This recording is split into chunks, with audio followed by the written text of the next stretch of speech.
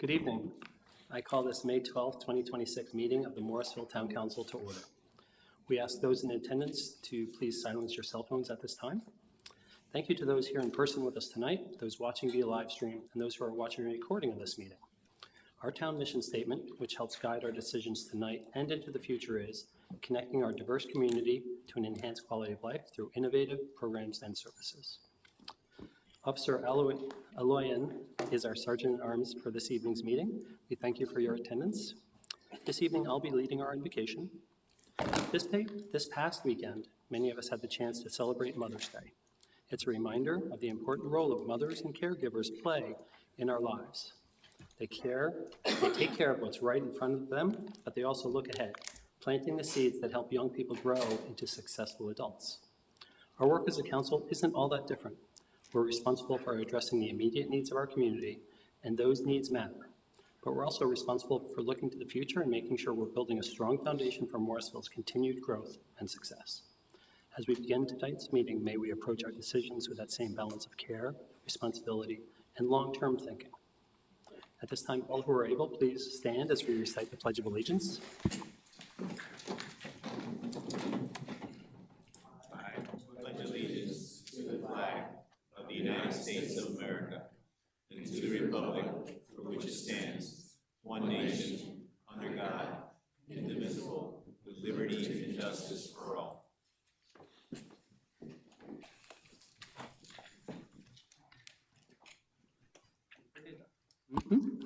Before we adopt tonight's agenda, Town Council policy is to review and ensure there are no conflicts of interest or appearance of conflict of interest with any items on the agenda.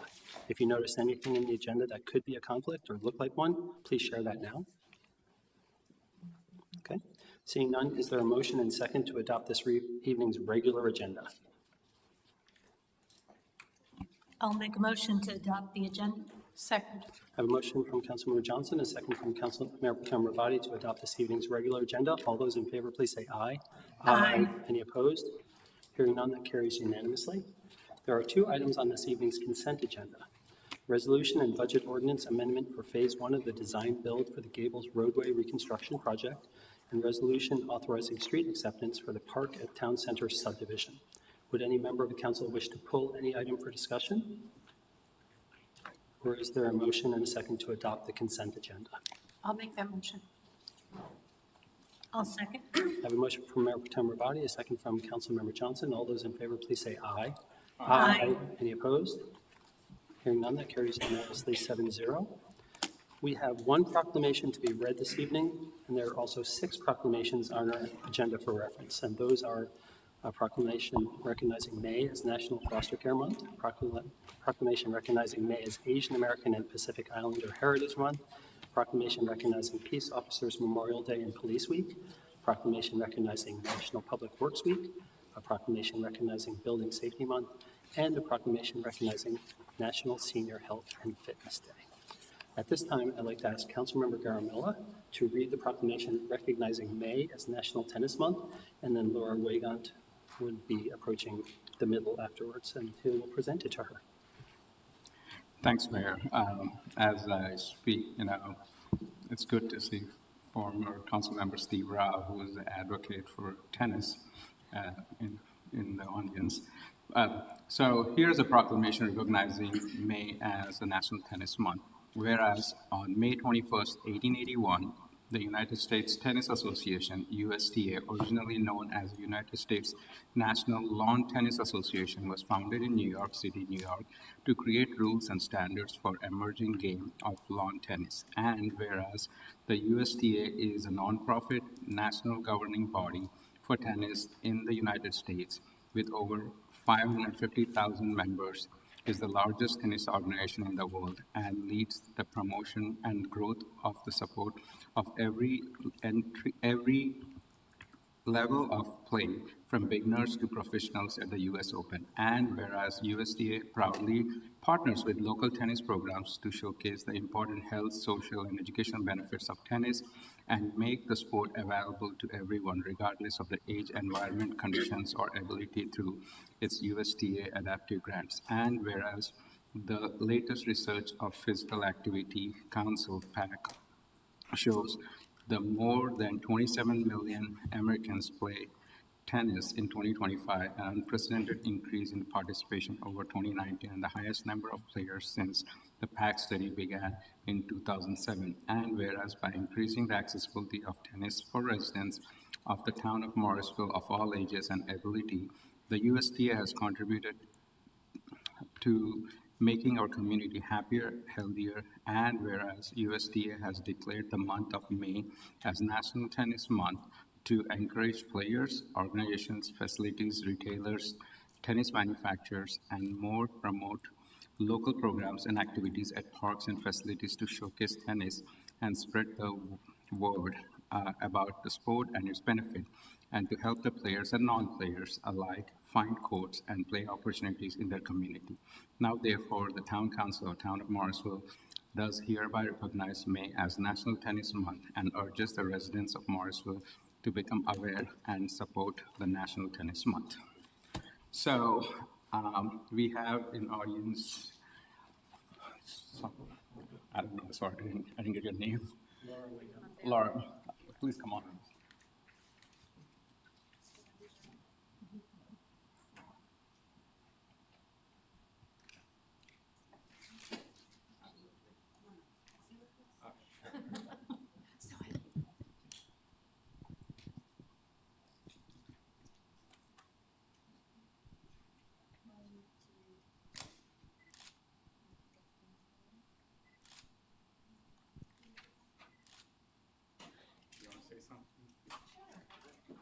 I'll make you hold this one way. You can't do that too. So, thank you to all of you for having us here tonight, but also for what you do for the community.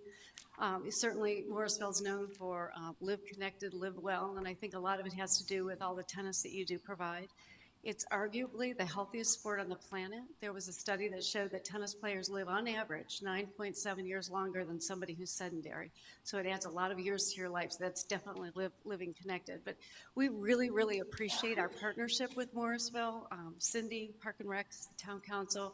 We've done a lot in the time that I've been with Western Wake Tennis, and we get a lot of people out to play. And we got more tennis courts coming, and we're grateful for that. But we couldn't do it without facilities and towns like Morrisville. In fact, just one little other tidbit, 70% of all tennis happens in public parks. It's not a country club sport, so we couldn't do it without you, and what you do for your community is truly amazing, so I appreciate it. Thank you. Thank you.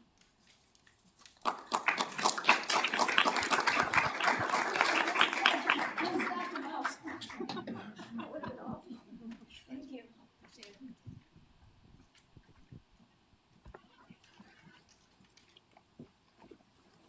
Next on our agenda is Morrisville Speaks, public comment. For those who have signed up to speak, please approach the microphone and begin by stating your name and residential address and direct your comments to the council when you're called. Each speaker is allotted 3 minutes to ensure everyone has a fair opportunity to share their thoughts. A timer will start after you state your name and address, and a buzzer will sound when your time is up. We appreciate your cooperation in helping us manage the time fairly for all participants. For anyone who wishes to speak on the Evergreen rezoning on 10212 Chapel Hill Road, please note those who spoke during the April 28th public hearing are not permitted to speak on the topic again. We truly appreciate the perspectives shared by all those who spoke previously or wrote in comments. Anyone who did not speak on April 28th is welcome to add their name to the sign-in sheet. Council appreciates the time taken and takes into consideration all comments from the public. However, in the interest of time, if you have the same thoughts to share as a speaker who has already spoken, we encourage you to indicate that instead of repeating the same information. This still bears weight, the same weight with the council, and we appreciate and value your willingness to share your thoughts. If there is a group who would like to elect a spokesperson, that person may have up to 6 minutes to speak on behalf of the group. Those who are with the group at that time, please raise your hand when your representative approaches. And now I'd like to recognize Town Clerk Bertling to call out the first name. First is Steve Lauderdale. I've got a copy for staff. Who do I give that to?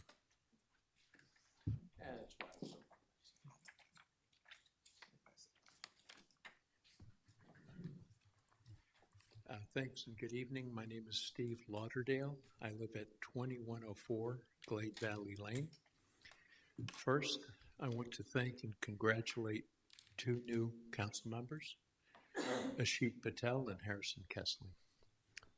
Second, I want to thank former council member Donna Fender for her service to Morrisville. Third, I want to thank the council for having previously adopted a policy that includes providing incentives for affordable multiple family housing.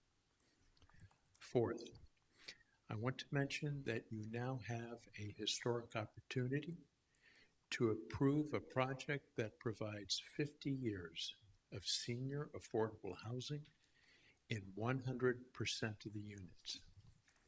That's right, senior affordable housing in 100% of the units for 50 years. There seems to be some misinformation about the project. I went to the location again today, and there's still a sign that calls this, quote, Section 8 housing, end quote. I'm concerned that folks involved in misinformation had not corrected that sign, even though it was made clear 2 weeks ago that this is not Section 8 housing. It was also made clear at last week's neighborhood meeting that this is not Section 8 housing. Facts matter, and this sort of misinformation is inconsistent with an honest and open discussion. I want to thank the owner, developer, and planning department for their roles in a project that will provide senior affordable housing in 100% of the units for 50 years. Finally, there's another interesting aspect to this project. I agree with others that expressed support during the last town council meeting. The record shows that 2 weeks ago, Morrisville residents Steph Reed and Patty Chang spoke in favor of this project. I agree with them. It is amazing, perhaps even historic, that the three of us are in agreement on an item before the council. Wow. Steph, Steve, and Patty in agreement? What does that tell you? Thank you.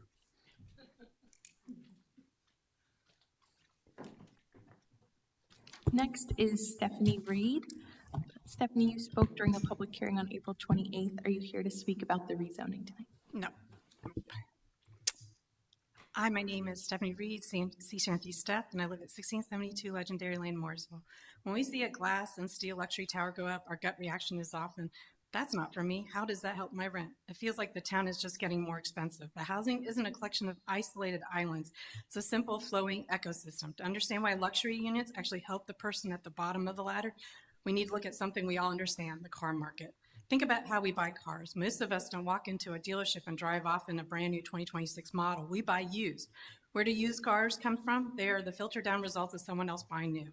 When a wealthy person buys a new Tesla, they sell their 5-year-old BMW. The person who buys that BMW sells their 10-year-old Honda. The person who buys that Honda sells their 20-year-old clunker to a student. This is filtering. If you stop the production of new luxury cars, wealthy people don't stop driving. They just start outbidding everyone else for the used Toyotas.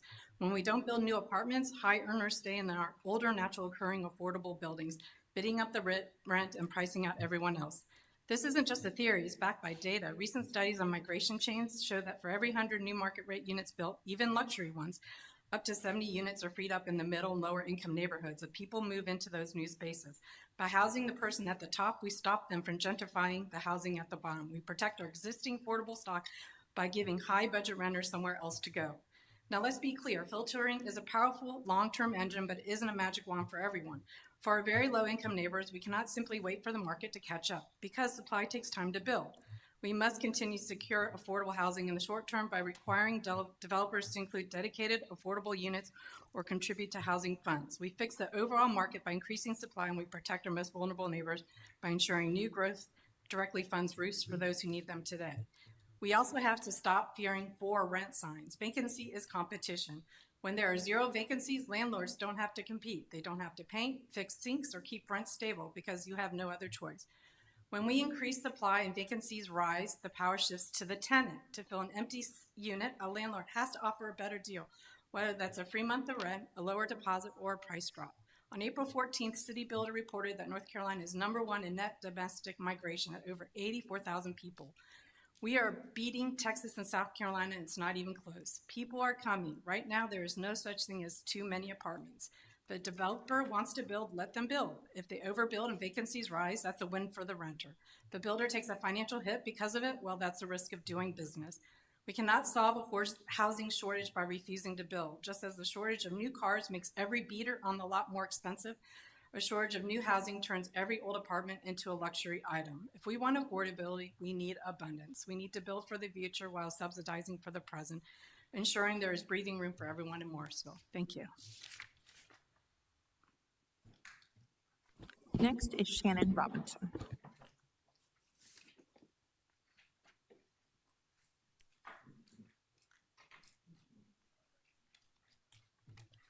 Good evening. I am Shannon Robinson, a resident of Morrisville, a member of St. Paul's Episcopal Church, and part of the community organization One Wake. We are here to advocate for affordable housing and to support the Chapel Hill Road rezoning project. Wake County is experiencing a massive surge in senior housing demand. Its 65-plus population is projected to double by 2041. The county expects to have more residents over age 60 than children under age 18 by 2029. Seniors are moving here to be closer to their families as they face healthcare challenges and isolation. Many of them also contribute to our communities, volunteering in schools and other civic organizations. Many people must now work past age 70 and still struggle to keep pace with our economy. We're seeing a boom in active adult neighborhoods and luxury continuing care communities, but the incentives to build affordable housing are not sufficiently addressing the gap in the market. If we do not intentionally include seniors who live below the area median income, they will be excluded from our community. My family has been repeatedly impacted by the lack of affordable housing in Morrisville. We struggled to find housing for relatives who needed to move here so I could become their caregiver. My aunt had to move away from her friends, her family, and her volunteer jobs because she could no longer afford to live in the Triangle. Now we are nearing the time when another aging family member will need to move near us.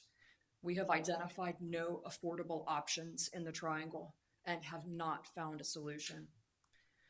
If this land must be developed, we can be environmental stewards by ensuring that the parcel is put to its maximum use. We do not need more commercial property or more single-family homes in Morrisville. I share others' concerns about infrastructure, particularly transportation. I ask the council to mitigate this by ensuring that the public transit accesses this new community and to continue their efforts to widen Chapel Hill Road. Cary, Raleigh, Garner, and Zebulon are all responding to the need for affordable housing. Morrisville has an opportunity to join them. Please vote in favor of this project. Thank you.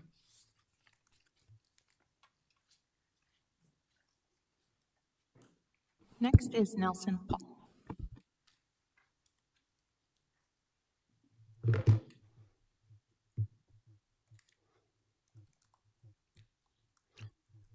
My name is Nelson Paul. My address is 307 Misty Grove Circle, Morrisville. Thank you, Mayor Crowley, Town Council. This week, a child pornography investigation was initiated into a homosexual couple in Harnett County that resulted in charges of grooming and making sexual content using a 15-year-old boy and a 5-year-old boy. These children were part of this couple's so-called family. On June 5th, the town of Morrisville Music in the Park event will glorify the LGBTQ message.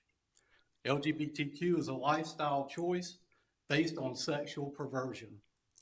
As you can see from this recent news report, The LGBTQ lifestyle presents a threat to innocent children. Last year at the Music in the Park event, a vendor was selling objects whose message challenged the LGBTQ agenda with Bible verses.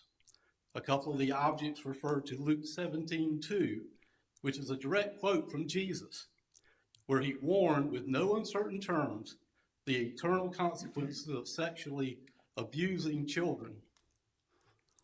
Interestingly enough, the town of Morrisville had received beforehand objections to this vendor participating. Possibly because of this, the town assigned the vendor a location outside the venue. The police and the town manager, who was also present, allowed an unpermitted protest of the vendor, and at least one town council member participated in that protest. I understand the town council is considering a budget this evening.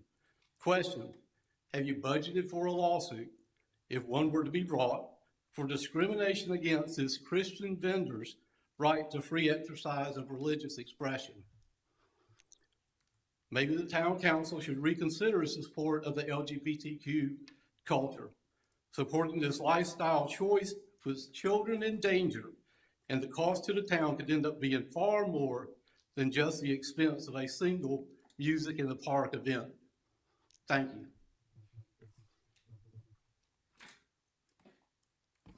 Next is Patty Chang. Patty, you spoke at the April 28th public hearing. Are you here to speak about the rezoning tonight? Good evening. I'm Patty Chang from 304 Millett Drive along Morrisville Center. I'm here to talk about how our town budget has ballooned in the last 7 years from something like $37 million to over $70 million. And how is this money being used? And in what way are these extra funds being used to support and represent the people of Morrisville? Okay. We are spending a lot of money on additional public events, public funds to use to represent all the taxpayers of Morrisville, as diverse as we may be, with different points of views. And last year, I was amazed and horrified to find that the town of Morrisville had staff members intentionally planning to discriminate, target, and make specific individuals feel unwelcomed and uncomfortable at a Morrisville publicly funded event. The fact that we had, the town staff had orchestrated intentional discrimination against a vendor who had filed to be at this event, keeping to themselves in their own tent. And we had staff members and even town council members who were targeting them as to thinking that they were entitled to discriminate and treat them like they're not welcomed at a publicly funded event that we all helped to pay for. This event was not sponsored by the LGBT community or funded by the LGBTQ community. So the fact that there was no permit taken out to demonstrate against somebody else's right to their freedom of speech under our First Amendment tells me that they are entitled to be fined $500 per person under the North Carolina General Assembly 14-2884, where disorderly conduct under Section 7 for anyone who protests the right for another citizen to demonstrate their right to having a different point of view. We don't need to have that kind of callous disregard to taxpayer funding for whoever wants to take all the extra money that the town has and indiscriminately use that to discriminate against a large population of Morrisville citizens. Thank you. Next is Jim Huffman.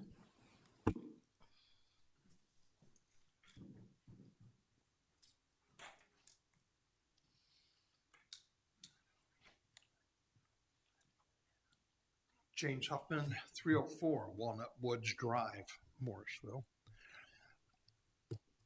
I was told a long time ago by a person much older than I at the time, if you can't say it better than the person that said it before, keep your mouth shut. So I'm going to be very brief and say that all of us have concerns for those folks who are looking at rents that start at like $1,900 a month. Not being able to make ends meet, not able to do things that other families would be able to do, especially families with children. So I would encourage you to take a serious look at the need for the affordable housing. And I know that this is just a first step toward providing for that, but I trust you to make sure that it is followed step by step and you keep the benefits of families in your interest as well as theirs. Thank you.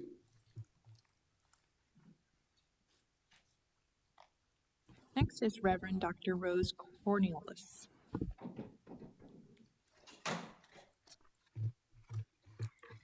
Good evening, esteemed council members. I'm Reverend Dr. Rose Cornelius. I formerly served as past president of the Morrisville Chamber of Commerce.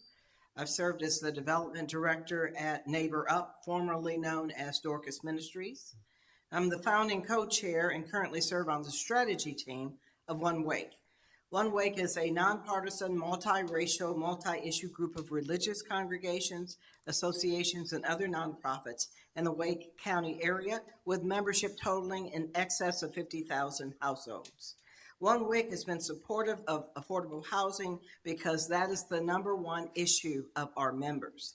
During my time at Neighbor Up, I became acutely aware of the lack of affordable housing in the Triangle. Every year, the nonprofit supports a lot of seniors with food and money for rent and medical expenses. If you rely solely on Social Security, your Social Security check does not cover all your expenses each month.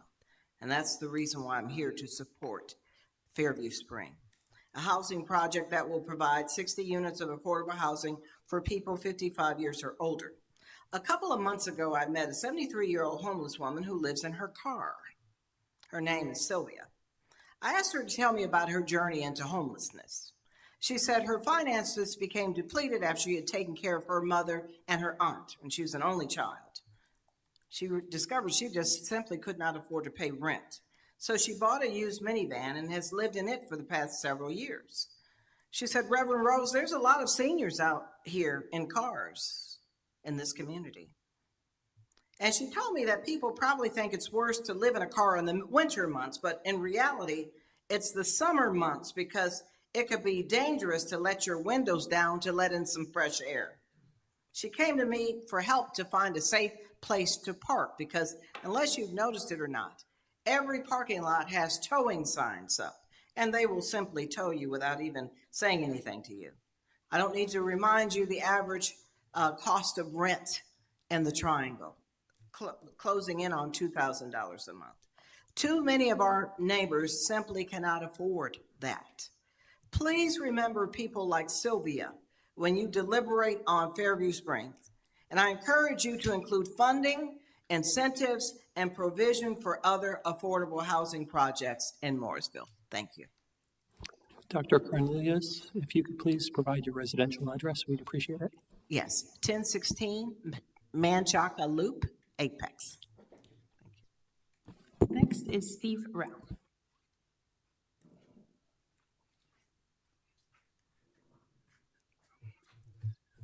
Good evening, council.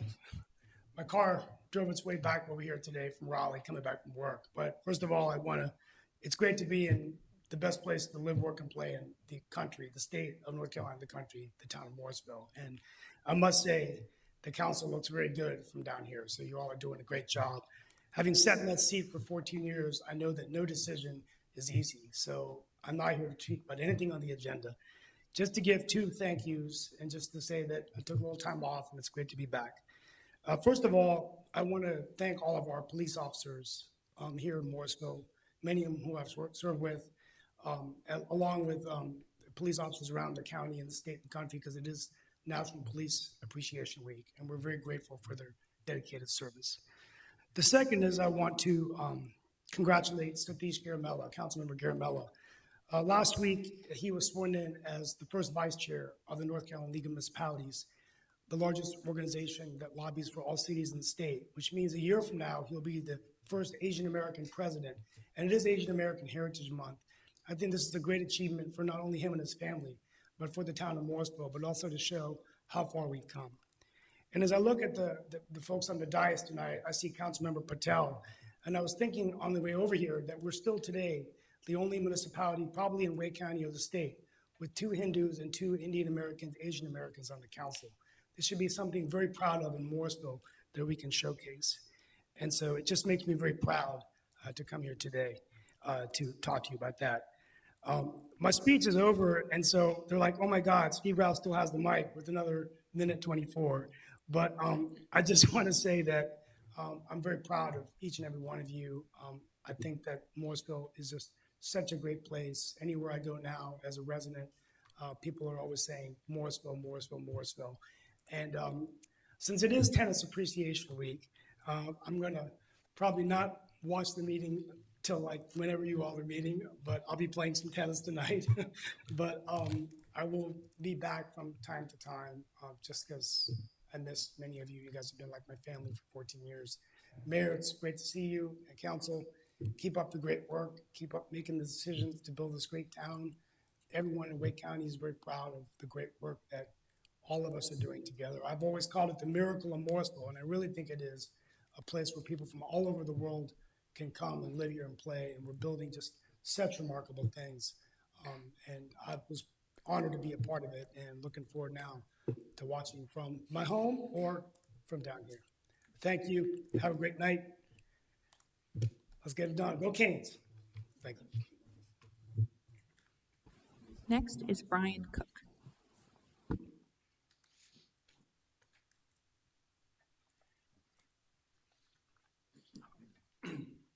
I'm Brian Cook. I live at 109 Gratiot Drive. Just want to say thank you to the town council for having the vision and the fortitude with the town center. I know it was a long project and a long time coming, but a lot of us are excited for it to progress and to finally be done in the next few years. I'm here to talk about the Mabel Pugh House. I just think it'd be a good addition to the new town center for either community gathering place or events. I think it's got a great location, the entrance to the Town Hall Drive, and I just want to let the town know I think the same vision and fortitude that you put into the town center should be redirected some towards the Mabel Pugh House. Thank you.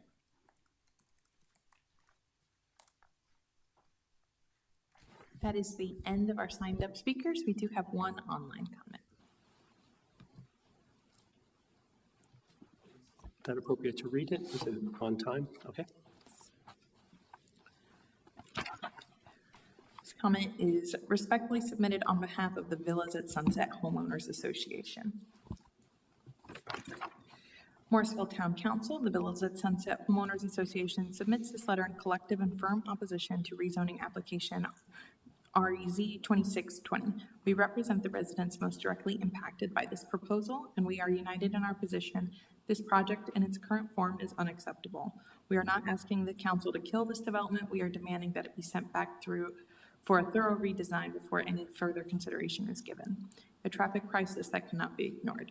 Chapel Road is already at or near capacity during peak evening hours. Adding a 60-unit development without any corresponding road infrastructure improvements is not a planning decision, it is deferred liability. The proposed left turn entry onto Sunset Avenue, absent a dedicated turn lane or signal mitigation, will introduce dangerous conflict points directly at our community's doorstep. This council has an obligation to residents to ensure that new development does not degrade the safety of existing streets. Rezoning 2620 as submitted fails that obligation. Sunset Avenue cannot bear this burden. Sunset Avenue runs through the heart of our community. It is a residential street, not a commercial corridor, and it was never intended to absorb the traffic load of a 60-unit senior facility, including staff, vendors, delivery vehicles, and emergency services.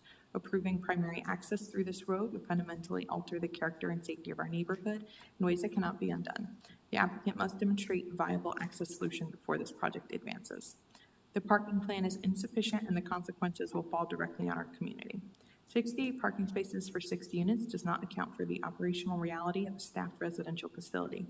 The shortfall is not hypothetical, it is predictable. When residents, staff, and visitors cannot find on-site parking, the overflow will not stay on public streets alone.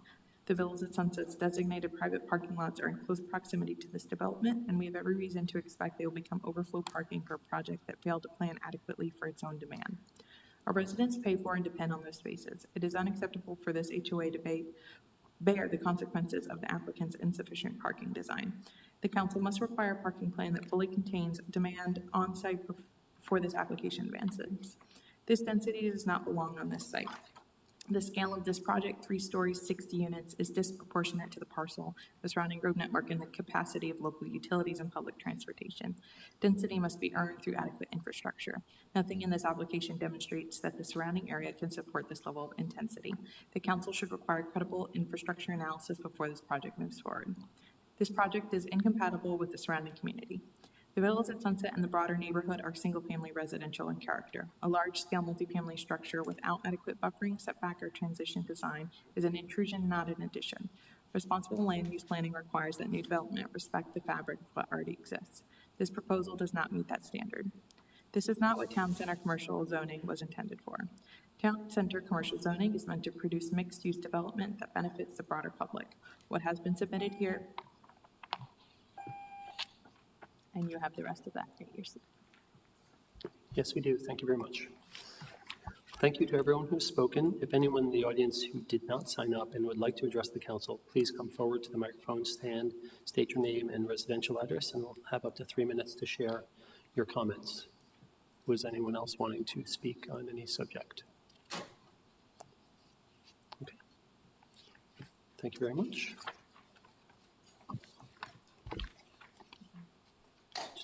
And as a reminder, we encourage the submission of written comments as they offer a valuable way for community members to share their feedback, as we just heard that one then. To submit a written comment, please email publicinput@morrisvillenc.gov. Thank you very much who made comments tonight. At this time, we are moving on to item 10, which is presentations. We now invite Town Manager Brandon Zudema to the podium for a recommended FY27 budget presentation and discussion. Town Manager. Thank you, Mayor. Good evening, Mayor and Council. Pleasure to be here tonight to present to you the recommended FY 2027 annual budget, operating budget and CIP. As you know, this process started with staff last fall, quite honestly. So we're on pretty much a 12-month budget cycle now. We're always talking about preparing for or implementing or evaluating budget. So this started with staff towards the end of last calendar year, looking at what we were already accomplishing in FY26, what had been brought forward from previous years, and then what were the potential interests and needs going into the FY27 fiscal year. Once that was accomplished, we started our first conversation with you at the abbreviated council retreat due to a little bit of a weather challenge there that weekend, but we got some good conversations started. We've subsequently been back to you on 3 different occasions to have conversations about where are we in terms of expenditures that are requested or required for the year, where are we with potential revenues, what are some of the impacts on those things. And then April 30th, I thought we had a very, very good conversation about sort of summing that all up with you and getting some really good feedback and insights from you as to what you were willing to consider in terms of creating some capacity for this year, and also talking about some of the challenges from not only FY27, but also FY28. So tonight we'll talk about really the next 3 years with you. Again, we're never just looking at 1 year. We're always trying to make sure that we're planning ahead for what we know is coming, what we suspect is coming, in order to continue to provide quality services to our community. So tonight, I'm going to walk you through, let me find my mouse here. Again, first thing we want to do before we get into any new budget is review the success that we believe the town has had. That's your success, the community's success, staff success in implementing the investment that was made through the FY26 budget. We'll then move into a little more formal review of how this budget review process has come together. We'll give you a detailed overview of the recommended operating budget for FY27. We'll touch briefly on capital budget highlights on the CIP. Again, we did not do a full review of that this year. We've done a little tweaking with that. We'll share a little bit of that with you. We also want to talk a little bit about some of the key factors looking ahead. Some of what we talk about that may be challenges for FY27. You will see those again in FY28. But we also have some opportunities, so it's not all of concern. And then we'll talk about where do we go from tonight. So when you look at the FY26 budget, the current budget that we're in until the end of June, this year we started to see the significant impact of property revaluation appeals. So everybody that is a Wake County resident knows that we had a fairly significant revaluation that impacted FY25. And as a result of that significant growth, there were astronomically more appeals that occurred from Morrisville, but also across the county. And so what we found is that over the course of FY26, we've been impacted by the loss of approximately $1 million in revenue resulting from successful appeals through the state's board. Fortunately with that, we balanced that because, as we always have and will continue to, we budgeted very conservatively in other areas. So the sales tax growth was much more significant than anticipated, so that helped to make up some of that. Again, we also had just other areas where we had budgeted conservatively, and we were able to work to be creative in maximizing some other revenues to balance that out. We did in FY26 add new recurring costs. That was about $3.5 million. That included some staff positions and also some other programming and facility needs that will continue. This year we've been very, very assertive in grants. So we have, and this says 3, I would actually update that to we've been awarded about $3.4 million in grants to date. And that really is across the board. So that if you look at the list of those, you would see that that is in transportation and sustainability, the town center, the police department, the fire department, a wide ranging there. And another piece of that I think is worth mentioning is that within that, if you exclude the $2 million that we got for Church Street Park, because that's a big piece of that through the Wake County hospitality tax, that leaves you with about $1,431,690 in grant money, and our match was $129,000 or 9% of that. So very, I think, creative work in terms of identifying grants that don't have huge matches to really maximize the dollars that are available in FY26. So certainly I'm appreciative of our staff that did all that work hunting those down for us. You did make future investment, almost $3.8 million went into reserves in FY26, and you're going to continue to see the benefit of that in future years to come. And then, we do have economic development continuing to be a positive influence on the community. So if you go just up the street, as someone already mentioned, the town center has kicked off. So beginning in FY20, probably FY28, we'll start to see some economic impact from that in terms of what will go on there. And then we have both Spark and Pathway and some other development that's going on, but those are certainly the two largest out on McCrimmon Parkway Extension that we do estimate will bring meaningful additional revenue to the town over the next few years. We'll talk a little bit more about that as we go.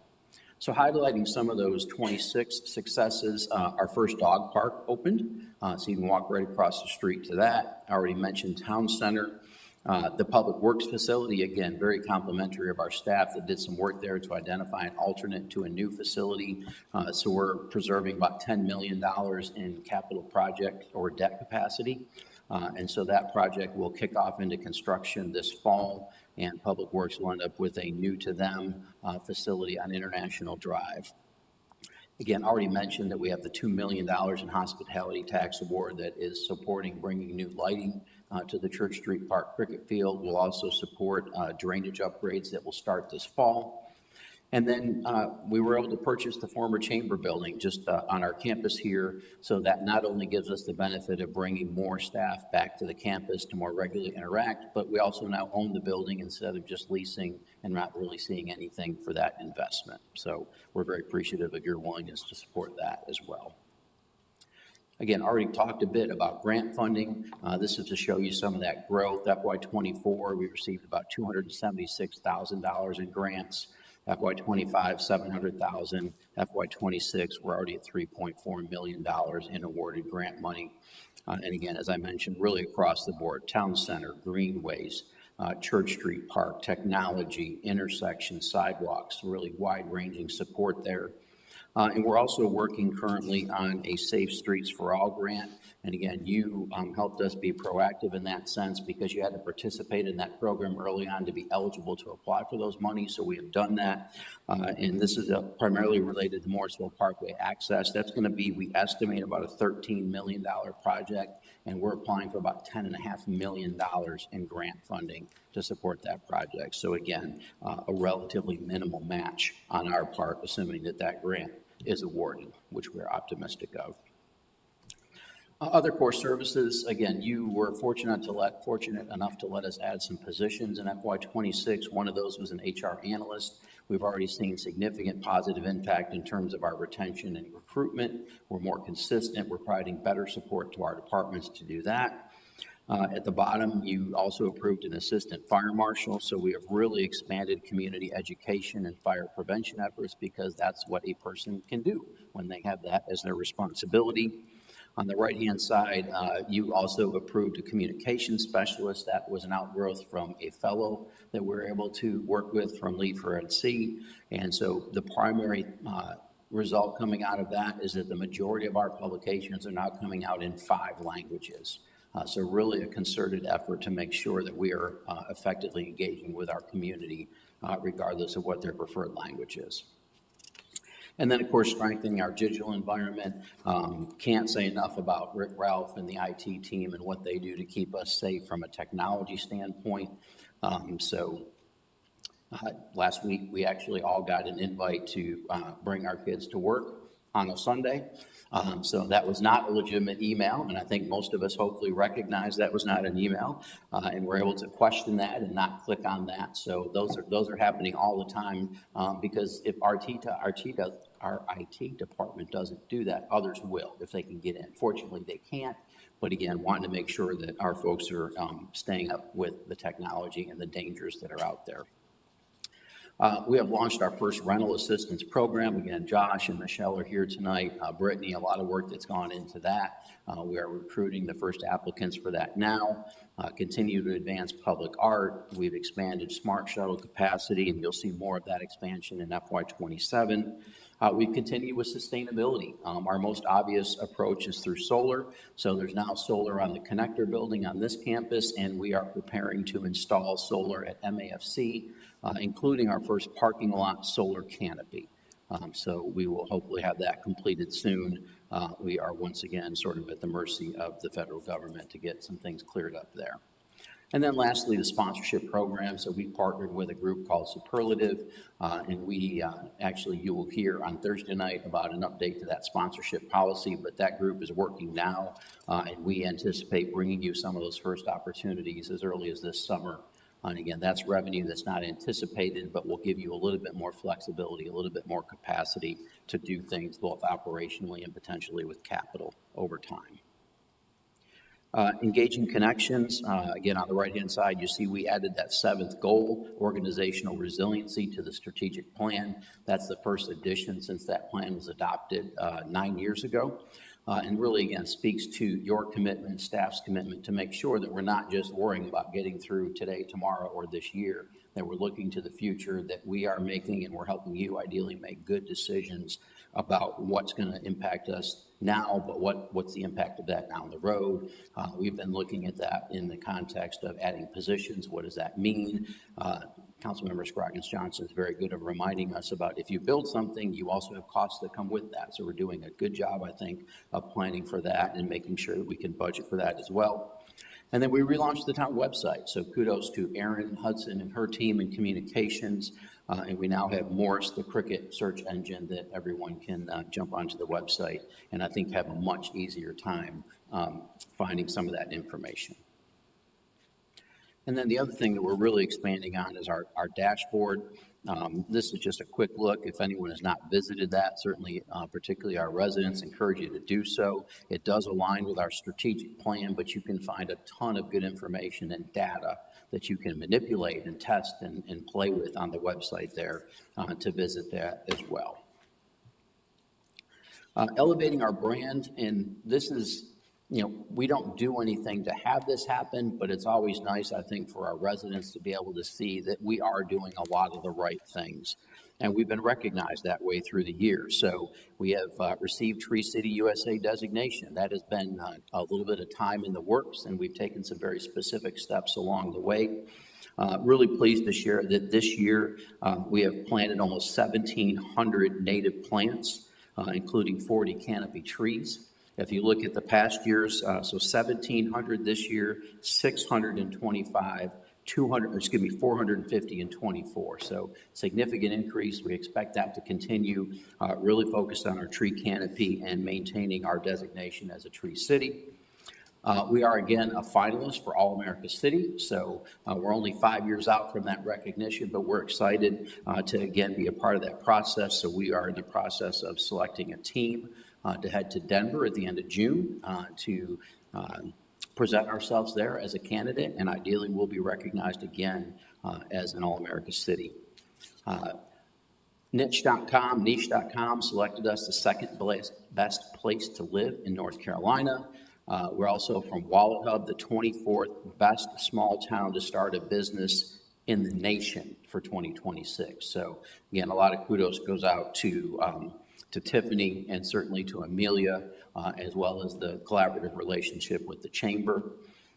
We were one of 2 finalists for the National League of Cities 2026 City Cultural Diversity Awards.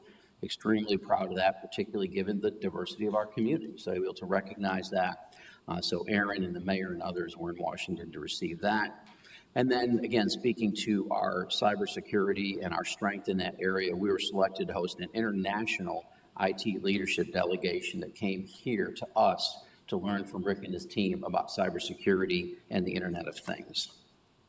So that's a quick summary, and I would say that does by no means cover all the successes that we've seen in 26, but a lot of that relates directly back to things that you approved in the budget to let us to continue and to expand good work. So I think a lot going on there for our relatively still small town. So with that, we will jump into the recommended FY 2027 budget. So again, I'll make that formal presentation now, and then we will have a public hearing on May 26th. There's also other opportunities for outreach. There is an opportunity tomorrow at the Morrisville Senior Center, tomorrow morning at 8:30. Our staff will be at MAFC on Friday from 11 to 1, also at the Senior Center Friday from 11 to 12. We'll also hold 2 budget open houses here at Town Hall before the last 2 meetings of the month. So Tuesday, May 26th from 4:30 to 5:30, and also Tuesday, May 28th from 4:30 to 5:30. And then our team will also be at Music in the Park on June 5th to again continue to hear feedback before you potentially adopt on June 9th. So as we look at 27, any budget year is going to have opportunities and challenges, and then this year is certainly a year of opportunities and challenges. On the opportunity side, we are still actively pursuing making sure that we are aware of and implement the community's perspective and their interests and their priorities, and that's aligned to your priorities and also to the strategic plan goals. We do, as I mentioned, have tax-based growth, which is good. So that will continue to support us moving forward. Again, Byron and his team and Jeannie certainly approached this budget conservatively, even borderline ultra conservatively, given what is going on with the budget and with revenues. We continue to look for creative solutions to advance the work. So it's not always just ask for more. A couple examples of that is our communications department has recently done a realignment, and what would have been an ask for a website specialist instead was managed within the existing staff. They reorganized, reassigned some duties, and we're able to do that with existing staff. And again, this is 27 is the third year in a row that we've been able to get a lead for NC Fellow. For FY27, it will be in the IT department supporting data and GIS work. So that's been a request for several years from IT. So instead of paying for a full-time position, we pay about $30,000 to get that full-time support for 10 months of the year. So we're happy that that has occurred. And then I've already spoken to the opportunities with sponsorships. So the challenges really start and almost end with the reval and with property tax. So as I mentioned, in FY25, there was a revaluation. So we, this year, have essentially not received $1 million in property tax revenue that we thought we would receive. And believe it or not, even though that reval actually occurred in 24 and impacted FY25, there are still appeals pending at the state 2 years later. As of today, we have 22 appeals from commercial properties, and if those were all to be approved, we would not receive another $500,000 in revenue. So in our conversation on April 30th, we shared that with you, we talked about that with you, and we elected not to invest that $500,000 for FY27, not knowing if it was coming or not. So there is some chance that we could see some of that revenue. We'll know that better after January, when we anticipate that these appeals will finally be closed out before Wake County gets ready to start its next revaluation in January. Some of that work is going to start in the fall, but those results would come out early next year. The other challenge there is also with the revaluation. So there is some discussion / concern that because of how significant it was for FY25, that the reval that would come out and impact in FY28 could actually see values hold steady, could see them decrease a little bit. So doesn't impact 27 right now, but we want to be prepared for that because that is a potential impact in FY28. So that is certainly on our mind. Related to that, some of our natural occurring revenue growth has slowed. Pre-COVID, we were pretty consistently 5-6% in natural growth. Obviously, that slowed during COVID, but even with COVID, it was at about 5.8% revenue natural growth. And right now for FY27, we are potentially expecting 0.5% growth, natural revenue growth, from a variety of reasons. So that's also something that is very much in our minds and in our budgeting approach. And again, we have expanding service investment expectations. So the community has come to expect that we provide the quality of life that we do, that we provide the quality of services we do, and none of that gets any cheaper over time. We're continuing to balance, both capital and operational needs. So you, I think, have had good foresight in establishing your reserves and making sure that we maintain debt capacity to build and to do things. But the tighter the revenue gets, the more difficult that becomes and the more challenging it is to sometimes have to balance which one we're going to necessarily focus on.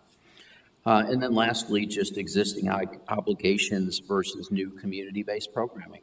There's always asked for more or new or different, but we are certainly approaching, if not at the point where new may mean a discussion of what do we stop. And we had a little bit of that conversation as a part of the April 30th work session. You'll see a little bit in this budget. So again, the process overview alluded to this earlier. We started a council retreat. We also immediately began outreach to the community to gain their perspective and their insights. Worked with, Jeannie led you through a SOAR budget exercise to identify your 8 priorities for this budget. We also provided or produced critical feedback on acceptable approaches for that capacity, and we did that April 30th primarily. We prepared some scenario options for you to gain that insight and ensure that what I ultimately recommended in this budget aligned with your shared priorities and our strategic goals. So this has been challenging, but I also think it's been a very thoughtful process. None of this occurred easily, but there was a lot of work by council amongst yourselves and with us in several sessions. And I can tell you that our staff has put an incredible amount of time into this process to make sure that we're bringing you the best possible budget that we can, given the totality of the circumstances. Not going to certainly read all of this to you. I don't think you want that. I'm not sure the folks in the audience want that, but I do want to hit some highlights. So what this slide shows is it's aligning our 7 strategic goals with the 8 budget priorities that you've identified. So if you look, for example, to sustainability and environment focus, that aligns with sustainable, livable community growth. We continue to leverage our cutting edge ideas. We're taking advantage of technology. We're trying to be sustainable by continuing to add solar and use EV and provide chargers and that sort of thing. If you look down to safe community, again, ensuring a strong emergency responsiveness obviously aligns with public safety readiness, and you will see that commitment in this recommended budget to make sure that we are providing support primarily to the police and fire departments. Engaged inclusive community aligns with innovative connections. You see that we are talking a lot about entrepreneurship and innovation programs.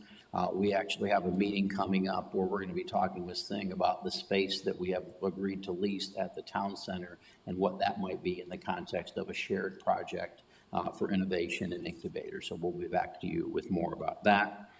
On the right-hand side, you'll see at the top, resilient fiscal management really relates to organizational resiliency. Maintaining our AAA bond rating has been really important for us. So we just did a borrowing that you approved for the second part of the Public Works facility, the actual construction and upfit of it, and we borrowed at 4.02%. And so these days, that's a really, really good number to be able to achieve. We're very competitive in that regard. And so not only is that good for this borrowing, but it's also good for your CIP and your debt model, because all the borrowing that's anticipated in there is anticipated at 5%.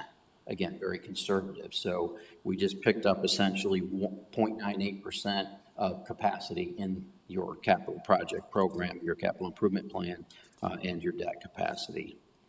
Moving down there, optimization of operations. Again, we continue to grow into artificial intelligence, saving staff time, making sure that we are taking advantage of that. Our team has been doing training for all of our staff, and some of our staff that have gotten creative are doing some of that training as well.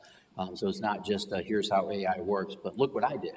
And you might be able to do the same thing. And that's always a much better lesson than listen to me talk to you for an hour through a PowerPoint, but let's get hands-on and see what it can do. Building our future, again, activating town center has been a long time coming, and so we're excited that is underway. And then certainly we continue to focus on pedestrian and vehicle safety. Also just want to share with you the information we have to date in terms of the community perspective. I will tell you that bottom number on the budget outreach survey has grown to 64. 9 more than we had, so that's good. And there was also some of that outreach was going on, I think, actually today. So we'll have some more results after today's feedback, and there's several more opportunities for that to come. But you will see that there are 7 community perspective focuses up here, and they don't vary dramatically from what you've identified as your priorities. They certainly don't vary away from the strategic plan. Public safety is not a surprise to anyone. Traffic and roadway improvements, I think we all acknowledge that there's efforts to be made there. Growth and sustainability, existing assets, certainly making useful life of the facilities that we do have. Community spaces, park programming, safe connections for walkability, and then again, sound fiscal management. And I believe that we consistently demonstrate that for you. So, base budget, there are always some impacts in terms of revenue and impacts in terms of expenditure. I'll start on the left with the revenue impacts. Again, not going to read each one of these to you, but hit some highlights. So changes in land use and zoning regulations. Again, a good example of that is TOD, where we are sort of currently locked down because of Senate Bill 382, so that we have ultimately zero control over right now. We are advocating for that to change. My understanding is that there is work in the legislation to try to address that, but today we can't proceed with TOD because of limitations on downzoning. And then also the pace of real estate development and construction cycles obviously impact what's going on in town, impact what that development looks like, what the fees look like, and ultimately what that property tax revenue looks like. Again, but largely out of our capital. We've done what we can. So for example, with the Novartis announcement recently that they're adding a second phase, again, that is certainly partly on them, but that's also partly on our team. That's partly on Michelle and her team in emphasizing speed to market. That's part of why you see a request for a planner in this budget, and certainly with Tiffany and the amazing work that she is doing and being out there and being proactive in a way that we haven't been for a very long time. So the fact that we were able to secure Novartis over a community like Dallas, Texas, speaks a lot to our team. And again, that didn't just happen. That was a lot of work by both of those departments to get that done. On the right-hand side, expenditure impacts, there are always new, well, not always, there are new debt commitments. Anytime that we borrow money, we certainly have to pay that back. So you'll see there's about $189,000 of additional debt that we'll be paying starting this year. Yearly inflation adjustments for not just service agreements, but other things that we do. Interestingly, I thought that Councilmember Johnson made this point well the other night that, yes, there are rising prices for each one of us in our households, right? Nothing gets any cheaper, but nothing gets any cheaper for the town. So it just is more expensive to do the same thing in a lot of ways. And I just don't want us to lose sight of that because that's part of where the new revenues have to go, is to maintain what we're doing. And then again, we want to make sure that we're valuing our current employees. You have always been crystal clear about that for the entire time that I've been a part of this organization. And so we're going to show you as we go through this that we are, again, going to do that and make sure that we are treating our employees fairly and giving them as many benefits as we can with the resources that we have.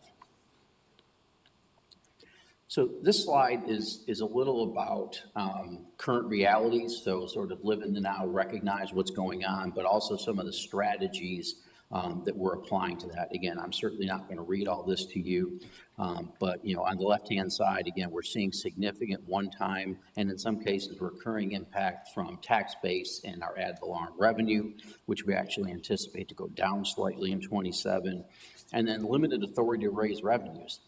We don't have a lot of ability to make up revenues when the money is not there with ad valorem or sales tax. Again, that's a Dillon rule state. So the only authority that you have, that we have, is what the legislature gives us. And we don't have a lot of levers to turn in terms of generating new revenue. So that's always a challenge. Deferring equipment and facility maintenance costs, we continue to do that. We're doing that this year because of some of those resource limitations. Economic development and built environment pressures, that's a good thing for us, that there's still a lot of development to come. We have certainly talked about starting to approach build out, but we've got significant development that can still occur. We still have some space at Pathway. There's some other large swaths of property at different places around the town. So we'll still see opportunities there, and we'll still start to see more redevelopment that could also benefit the town moving forward.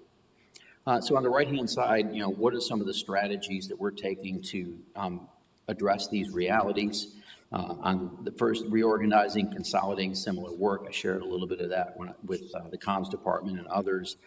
Adding staffing resources to address our highest needs. So this budget does that. This recommended budget includes 3 positions in the fire department to make sure that we are consistently putting apparatus out with 4 firefighters on that. It also adds 3 positions in the police department to address call volume and level of need, and also the opening high school where we want to have an SRO. And that includes town center positions, because you don't open an amazing facility without the folks to program that and take care of that. Again, we've tried to be creative this year in how we generate some of that capacity. As an example, the team dug in and identified in our other post-employment benefits, or OPEB, we had actually overfunded that based on what we've been putting into it. So we have some capacity there that we don't have to fund that for at least 2, potentially 3 years. So that creates some of that capacity to do other things with. And then, reducing some service levels where practical. We talked about that. And we're going to look at some things that we may not do quite as much litter pickup. We may not do quite the same level of landscaping. As just 2 examples of trying to balance where that capacity is best needed. On the right-hand side there, leveraging sales tax growth. Again, we're still budgeting conservatively, but there is definitely sales tax growth that we're going to rely on this year. We have the sponsorship potential coming. And then again, I think important to highlight for the community that this budget does not recommend a tax increase. We recommend staying at 35 cents and making the most that we can with those available revenues. So I mentioned that we don't just look at this year, we look beyond. So again, some highlights on here for FY27, some hard decisions have been made. So for example, we're deferring some of our fleet replacements. That's never a great thing to do, but again, we had to make some hard decisions to get to a recommended balanced budget. We are doing our best to preserve fund balance. We want to make sure that that stays as strong as it can going forward. We are still funding reserves, but not as fully as we have in the past for probably the next 2 years while we work through the situation we're in with the property tax. In the future, there are some things that are going to be added. I mentioned the space at Town Center. That's anticipated to be a $100,000 annual lease. That may reduce depending on this partnership that we're working on, but right now we have to plan for that in FY28. We now have will have a new wonderful public works facility. We have the other half of that building that they did not need to use. It's 25,000 square feet that could be very useful to the town, but that's not going to upfit itself. So we're going to have to identify some funds and what to best do with that potentially in the future. That's not today, tomorrow, but it's not far off if we're making smart use of our resources. Under sustainable fiscal growth, again, we don't know necessarily what the impact of the revaluation in 28 will be, but we also balance some of that with the build out of the GO district and seeing what's going on again on McCrimmon Parkway. Sponsorship will help us, and we always have the possibility of circling back in the future to a solid waste fee as one potential capacity opportunity. And then as we finish that out in FY28, again, right now we've got two major plans being looked at, the Comprehensive Transportation Plan as well as the Parks and Rec Master Plan, and those will make recommendations that will need investment. So we want to keep that in mind. And then again, 29, we will probably be planning for a bond referendum. Right now that is likely to be to do the construction of Fire Station 2 as it moves from Chapel Hill Road out to Paramount Parkway. And then after that, we'll have additional capacity through bonds by FY31 that we'll be having further conversation about where that might be invested and what that might look like. So getting into some of the numbers then for you, this is the recommended budget at a glance. So on the new investment on the left-hand side, again, our base budget expenditures are going up about $3 million to $54,186.78. Again, based on our collaborative work at the April 30th work session, we identified $463,000 that will not be invested that otherwise would have been, that'll be used for other capacity. We are putting $2.4 million into the capital reserves. We're making about $1.7 million in new community investments. We're investing about $1.5 million in existing staff. And then we're adding 10 new positions that totals out at just over $1 million. And again, that is 5 full-year positions. So that is the 3 firefighters are full year, the planner is full year, and then an IT position that is going to be fully funded by an agreement with Central Pines Regional Council. And then you have 4 half-year positions. That will be the police patrol officer, the police detective, as well as the 2 positions for Town Center, 1 in Parks and 1 in Public Works. And then the quarter-year position is a school resource officer. We just need to hire them by April to let them get trained before they would move to Morrisville High School in the fall. So that totals out at $60.4 million, actually a reduction from this year's budget. I'll show you those numbers in a moment. On the right-hand side, where that revenue is coming from, our base revenues are $58,462. Again, out of that, we are going to hold the $500,000 out of concern that additional appeals would be granted. So we're going to hold on to that. That's also part of looking at FY28, where we think it could be equally or more challenging from a revenue standpoint. So that's a little bit of a safeguard built in there for that. We're using about $312,000 in reserves. We have some new program revenues that total out about $705,000. That's some grant funding. So a good portion of that is the Smart Shuttle grant funding that we receive. There's also the money in there that's going to fund the IT position from Central Pines. There's some EV grant or revenues that come out of that, some asset forfeiture out of the police department, and then a little bit of revenue from expanding some programming at MAFC. And then lastly, we're going to use about 2.4% of fund balance, $1.4 million. That is up just slightly from last year, but it had started higher, and we've dialed that back after the conversation on the 30th to try to be as conservative there as we can. So again, the magic there is that those two numbers match. So we have recommended a balanced budget for the town. This is just a quick fact sheet for you to take a look at. Again, sort of shows you where we are with major revenues, shows you what our new base budget is at $57 million. Tax rate stays steady, no change there. It stays at 35 cents per $100 evaluation. Our commercial residential is still strong, slightly towards commercial. That's good for us. Most times, right now, it's not as good because of the appeals, quite honestly, but generally that's a solid balance there to have. Running across the bottom, just the overall revenue there. One thing I think is worth noting is the new investments this year are 47% less than last year. So we are doing less because of our total fiscal picture. The penny, as you can see, this I think is one of the most dramatic statements of what the revenues look like. You know, if you go back to pre-revaluation, we were at 685, we jumped to 950 in FY25, and then to 970 for this year, and we jumped only $1,000 for FY27. And then lastly, assessed value, again, jumped significantly after the reval, but has really not grown in a meaningful way since then. A little breakdown of where our revenues are coming from, both for you and the community to be able to see. Again, ad valorem, we're anticipating going down about 4.5%. We are budgeting for sales tax to grow for about 7%.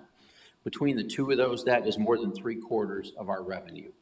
And again, right now we have some control over property tax, but that could change based on some of the work that's being done in the House.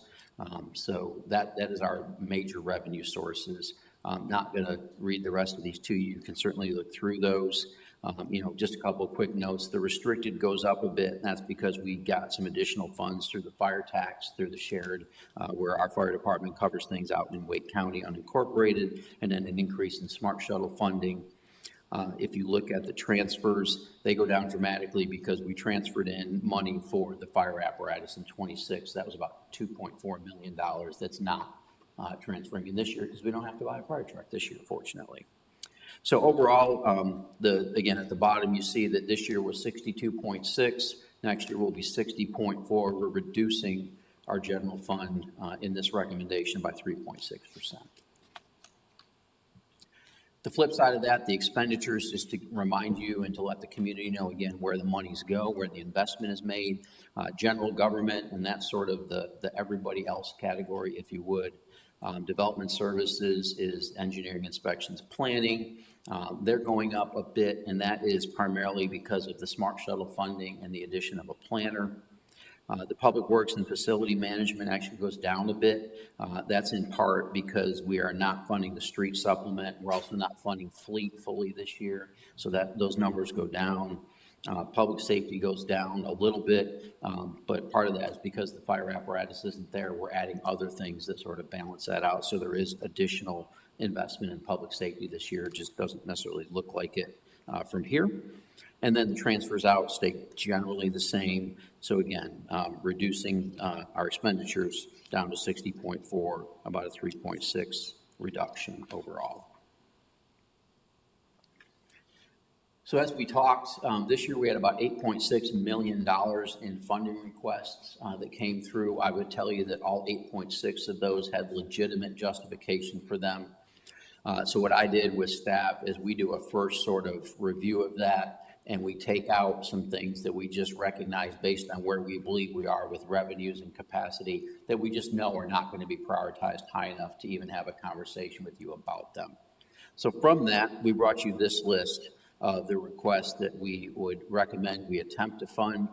And so what you see on there is that there are some things in blue that we did not get to because we don't have the capacity for that. There are some things in pink where we funded a portion of what was asked for. And then there's portions in green where we funded what was asked for. So running down that funding just very quickly, $15,000 for the fire department. That's some tablets that relate to on-scene firefighter safety. We're doing an alarm system upgrade, some training for the police department and taser replacements. Again, the tasers are just a basic tool. And if you're going to have a fire department, you provide them the basic tools. If you're going to have a police department, you provide them the basic tools. Today, taser is just part of that basic tool. We are doing a mower for Church Street Park to manage better the cricket field. We unfortunately are only doing $180,000 out of the $500 requested for fleet. That means we'll do 2 vehicles in public safety instead of 5. And so we'll be pushing 3 potentially to another year. We had some requests for some EV mowers, some building repairs that are not funded. We are doing pedestrian bridge repairs to make sure that our greenways are safe. We are not doing the building automation system for this building yet. And again, we are doing positions. Some of those are not for full year as requested, but some of that's intentional and tactical in the sense that particularly with the police officers where we have to purchase a vehicle because we have a take-home program. So if we fund the position for half a year and purchase the vehicle, it basically flushes out for the following year. So it's not any more or less expensive because we'll pay the full year's salary, but we don't have to pay for the vehicle again. So that washes out pretty well. On the right-hand side was the original sort of here's what we have to do or what we can do with some other identified funding sources. So again, putting 2.4 into reserves, that is no money into land acquisition reserve, and that's only $471,000 into the transportation reserve. We're at 1.56 for staff benefits. I'll talk a little bit more about that in a minute. We are putting $144,000 in from our own healthcare reserve. That will ensure that our staff does not have to pay for any healthcare insurance increases. This year, we're looking at about a 7.7% healthcare increase, but we're going to cover that for all of our staff with the exception of a small group that use what's called the buy-up plan that we're phasing out. But everyone else, whether it's your own insurance or if they cover a family member or members, we're going to be able to use that reserve to not put that on them. Debt service, again, I mentioned we're up about $190,000 for new debt. Public safety equipment, that's that public safety reserve that you maintain and continue to put funding into. So about $250,000 there for police and fire equipment. $704,000 for smart shuttle expansion, keeping in mind we get about $527,000 of that in grant money. So this is just showing the investment side of it. The IT specialist that Central Pines is going to fund. Master Sustainability Plan update is due. We're going to use some EV charger revenue to pay for that. Police interview room cameras, we're going to pay for that with police or DOJ asset money that is very restricted and can only be used for certain things, so we'll use it there. Again, fitness instructor programming is going to be balanced out by revenue that's going to come in from expanding that. IT hardware replacement, I thought it was really important that we not push computers down the road.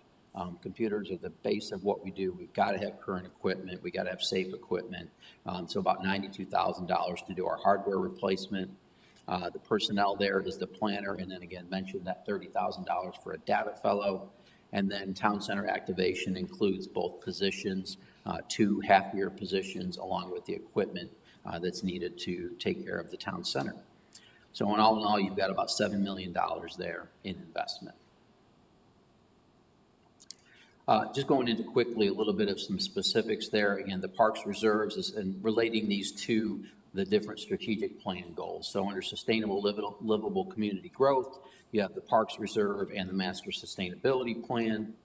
Public safety readiness, almost $2 million in investment. That includes money into the public safety reserve. That includes the 3 firefighters, the 3 police officers. There is a possibility of a 4th police officer position that would be grant funded through the Governor's Highway Safety Program.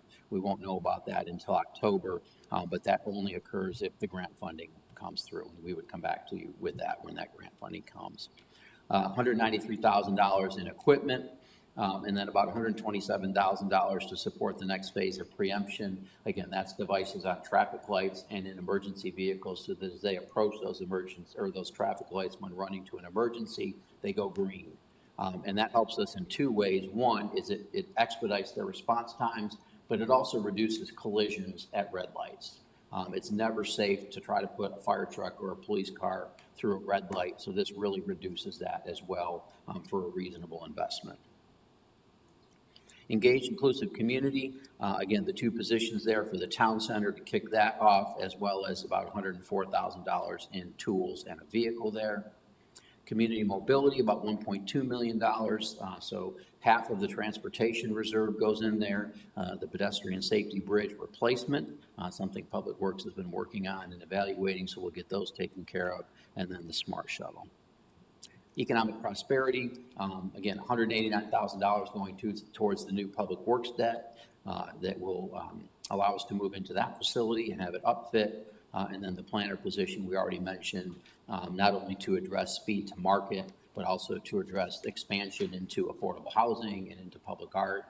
Again, we've done a lot in that department, but this would be the first new position since 2018. So excellent job by Michelle getting us this far, but also in demonstrating data and justification for that additional position. Operational excellence, again, this is about $60,000 for an HRIS, a Human Resources Information System. The one we have is just not working. It's taking an incredible amount of staff time, and it's creating an incredible amount of frustration. If I brought department heads to the microphone right now, they would not have very nice things to say. And I say that half jokingly, but also it's just taking a lot of their time and causing frustration because we can't get the company to help us make it work.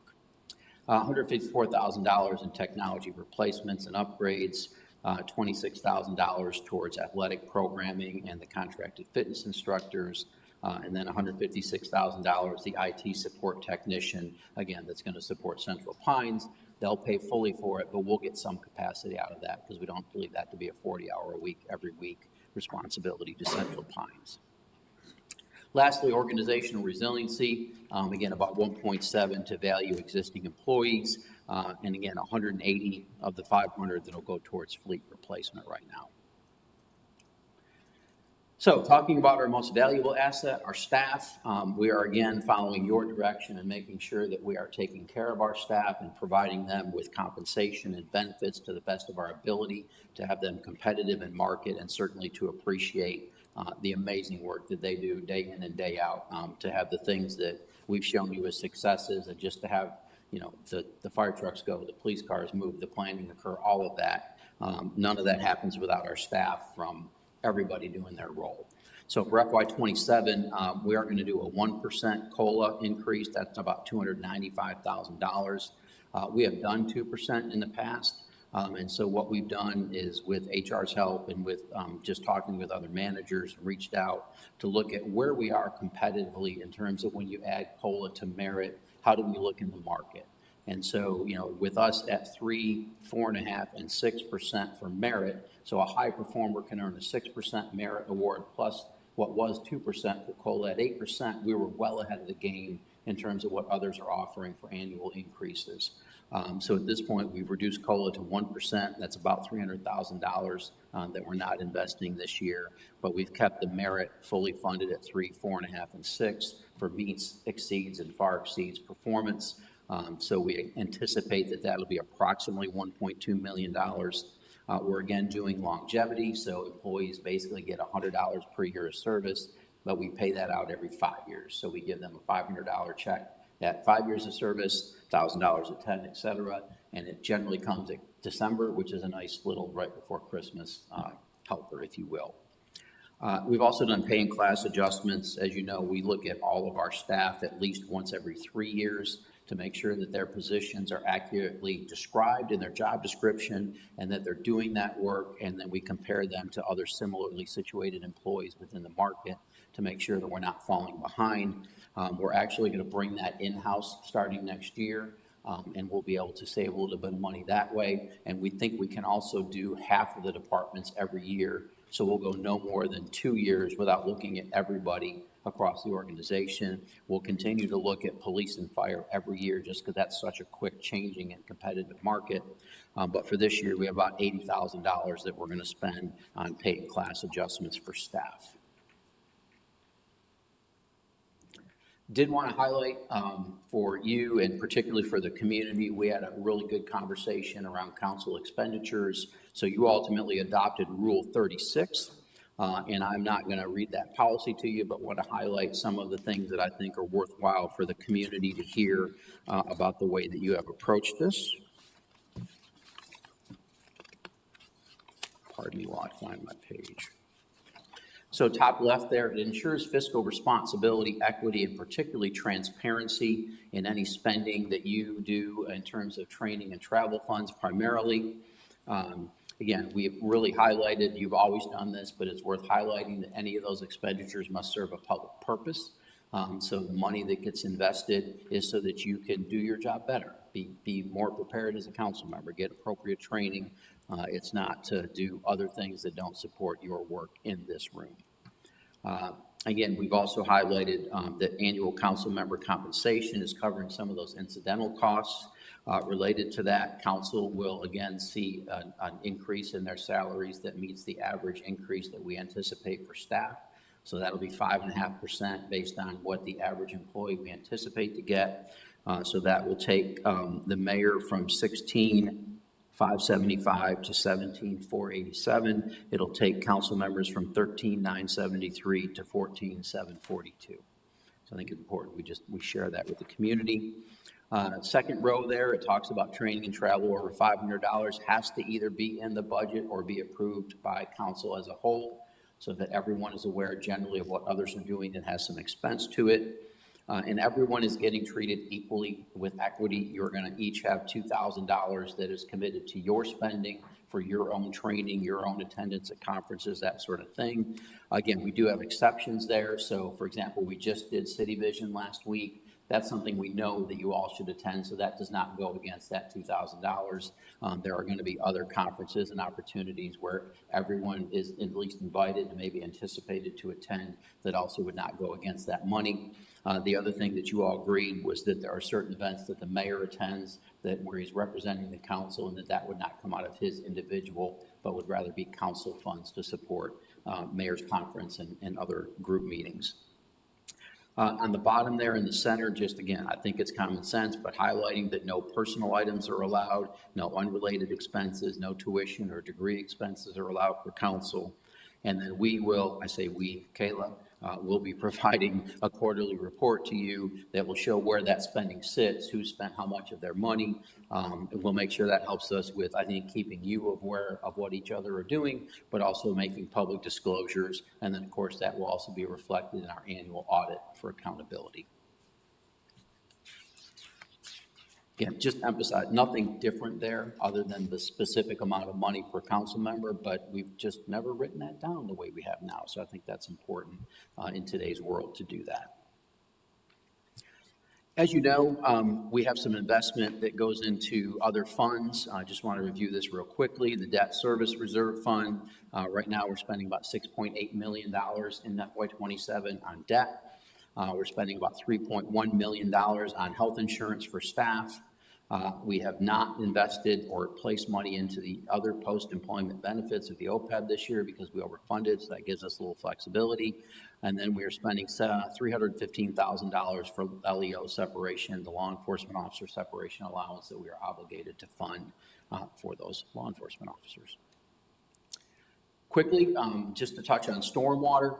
So that is our only enterprise fund, so it's a self-sustaining fund. So you will see that from FY26 to FY27, the stormwater ERU stays the same at $50. There's no increase there. We do anticipate that to grow in revenue by about 0.7%, no significant changes. Permit sales and fees up, and then interest income actually reduces a little bit. So their annual stormwater budget is going up by 1.3%. So really no significant change there. And on the bottom, we show where those expenditures go. They go to personnel, to operations, to capital outlay, and then transfers out typically to capital projects within the stormwater fund. This is your 5-year CIP as it sits today. Again, not going to read everything to you, but do want to highlight a little bit. That because of the way that you plan and that you support staff having planned, you have a 5-year CIP right now that is funded at $62.3 million.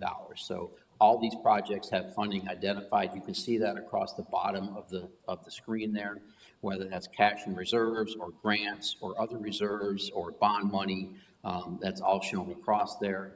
So on the top, to highlight a few, so in 27, we are working on pedestrian access on Aviation Parkway to allow people to cross if they're over on the HSNC side and intending to get down to Cedar Fork District Park, so there'll be a safe pedestrian crossing there for them. We're in a collaborative relationship with Wake County Public Schools so that they're going to do some development of athletic facilities at Cedar Fork Elementary School that ultimately support Morrisville High School. So we're involved with that because they are building the facilities, but we're doing some betterments around lighting and some other access to those so that we have use of those outside of school hours.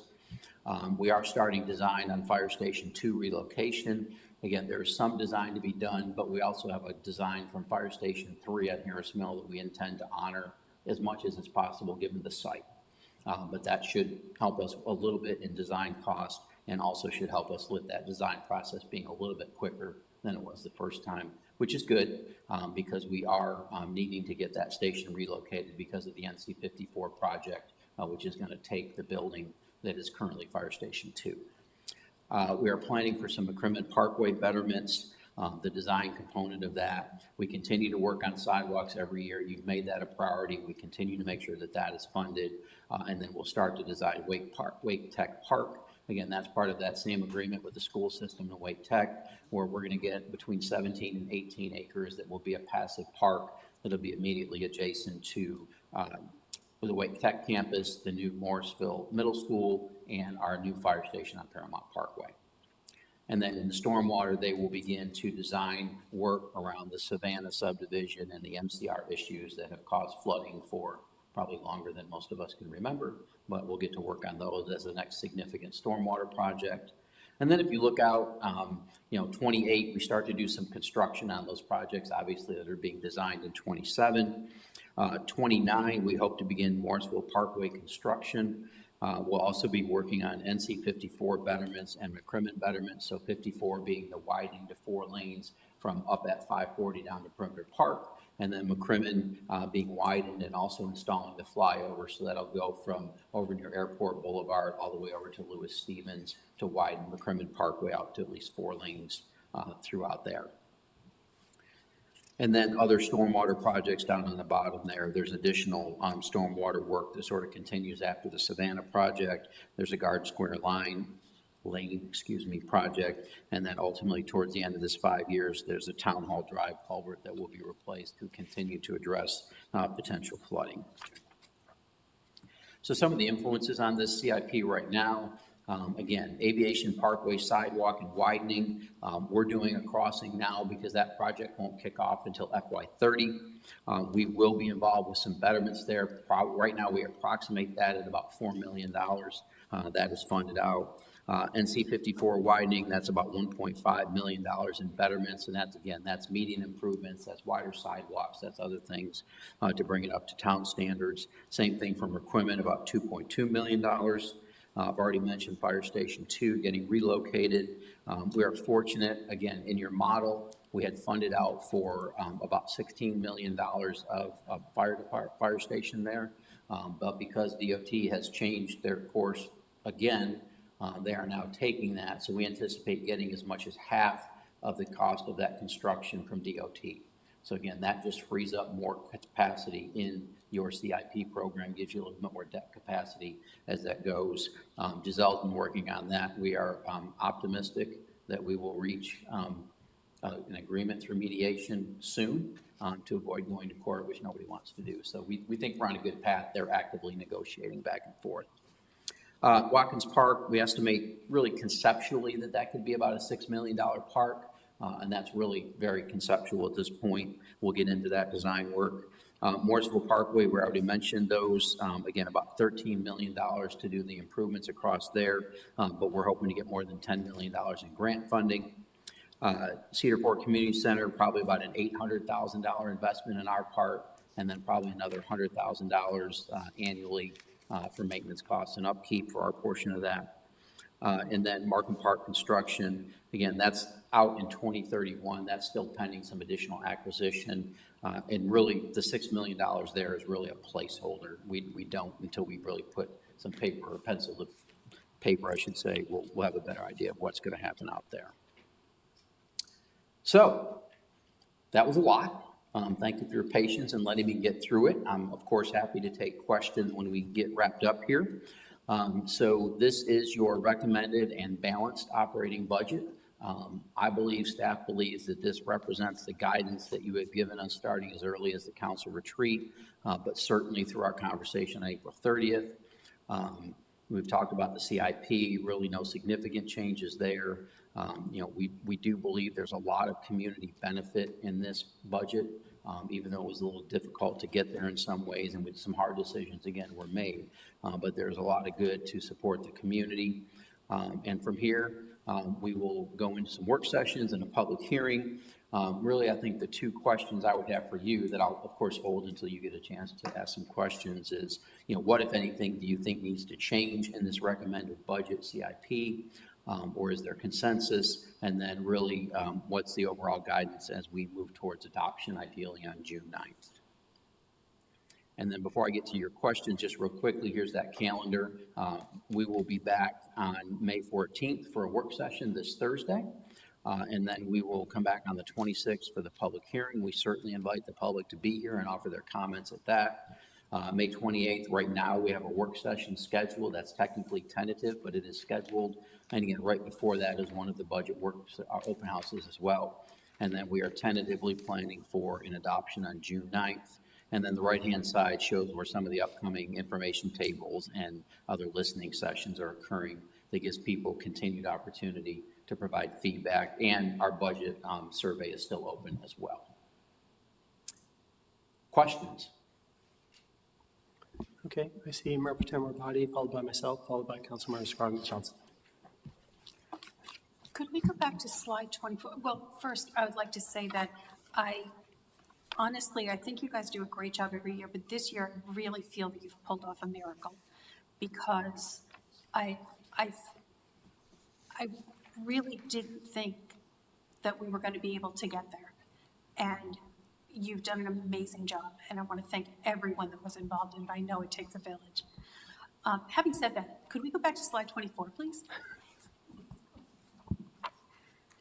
Yes. So, okay, so when you say that the total new investments are $7 million, the smart shuttle expansion you have here, and it's actually in other places in the presentation too, at $700,000, but most of that is covered by a grant. I know that you did say that, but so the total new investments, I think that we're not actually investing $704,000 of town money, right?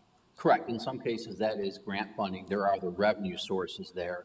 But I think we show it that way in the context of that's new investment into the community. Okay. Whether it comes from our revenues or if it comes from other sources such as our agreement through Campo and the transportation group, or if it comes through, again, some of the reserves that we have.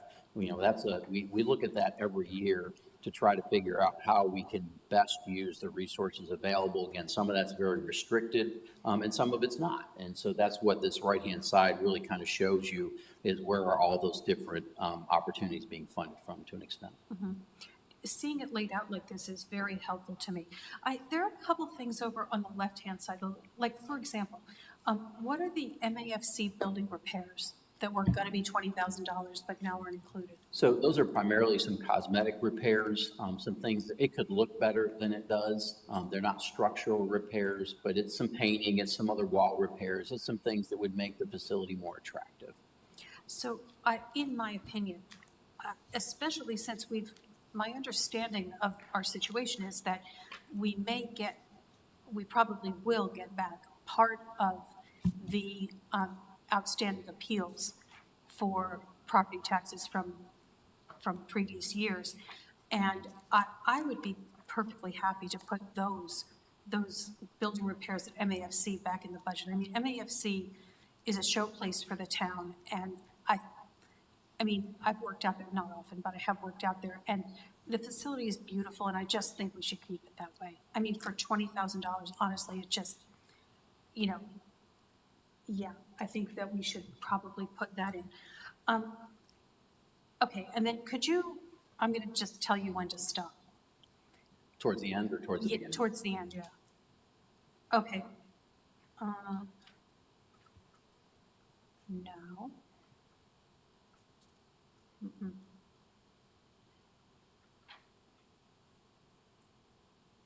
Okay, here we are.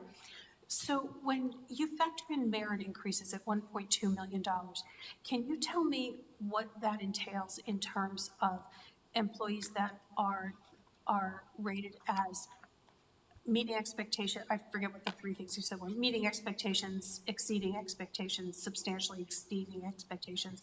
Can you tell me what the breakdown is in that $1.2 million? So that 1.2 is essentially an average, because of course we don't know necessarily what those evaluations will be as we build this budget. So we look at past years of what that average has typically been. We expect generally the same. So this assumes at 1.2 that there is about a 4.5% average merit increase. And then we actually back that off a little bit because we don't expect that. That's assuming full staffing for the year. So we come off of that a little bit just from how we show that number to take a little bit off, because we know not every employee will be here all year to earn their merit. So this is probably a quibble in the scheme of things, but it really concerns me that the 4.5 would be the average that we're basing this on, because the majority of employees should be at the meets expectations level. And then there should be some that exceed expectations, and there should be very few that substantially exceed expectations. So I'm just wondering, has that been the case every year, that the 4.5 has been the average? It has leaned in that direction. I've actually had 3 separate meetings in the last 2 weeks. SLT would tell you, we've talked about it. I've talked about it with David Hacker in HR. And because that's a concern to me as well. Because, we want to make sure that we're fairly evaluating our staff. And again, there are going to be folks that are stellar. I think that with any organization, this is not a Morrisville issue by any stretch. I've seen this in every government that I've worked in, is that people tend to try to, bump up a little bit in terms of where people belong. We've also looked at our system for this year, and I think we've identified some opportunities to clarify some of the language as to what would you do, qualify for a 5 versus a 4 versus a 3, and we're going to implement that for next year as well. We've already had that conversation. I think that is very helpful, like a leveling guide of sorts. I think that will be very, very helpful.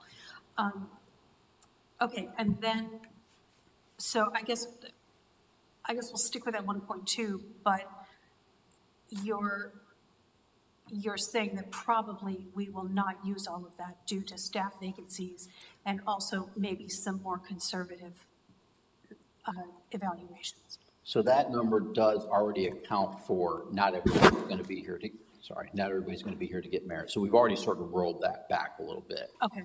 But again, it's a general estimate. I think it's a little bit overestimated to be safe in the budget, not dramatically, but if you're going to lean one way or the other, I'd rather have a little bit too much than not quite enough. Absolutely same. Bless you. Okay. All right. And then there was just one other question I had. And I also wanted to say that this format, it was very, very helpful to me in understanding the budget. Like, I think that it's really answered a lot of my questions up front that I feel like I would usually have at this point. So I really like this format.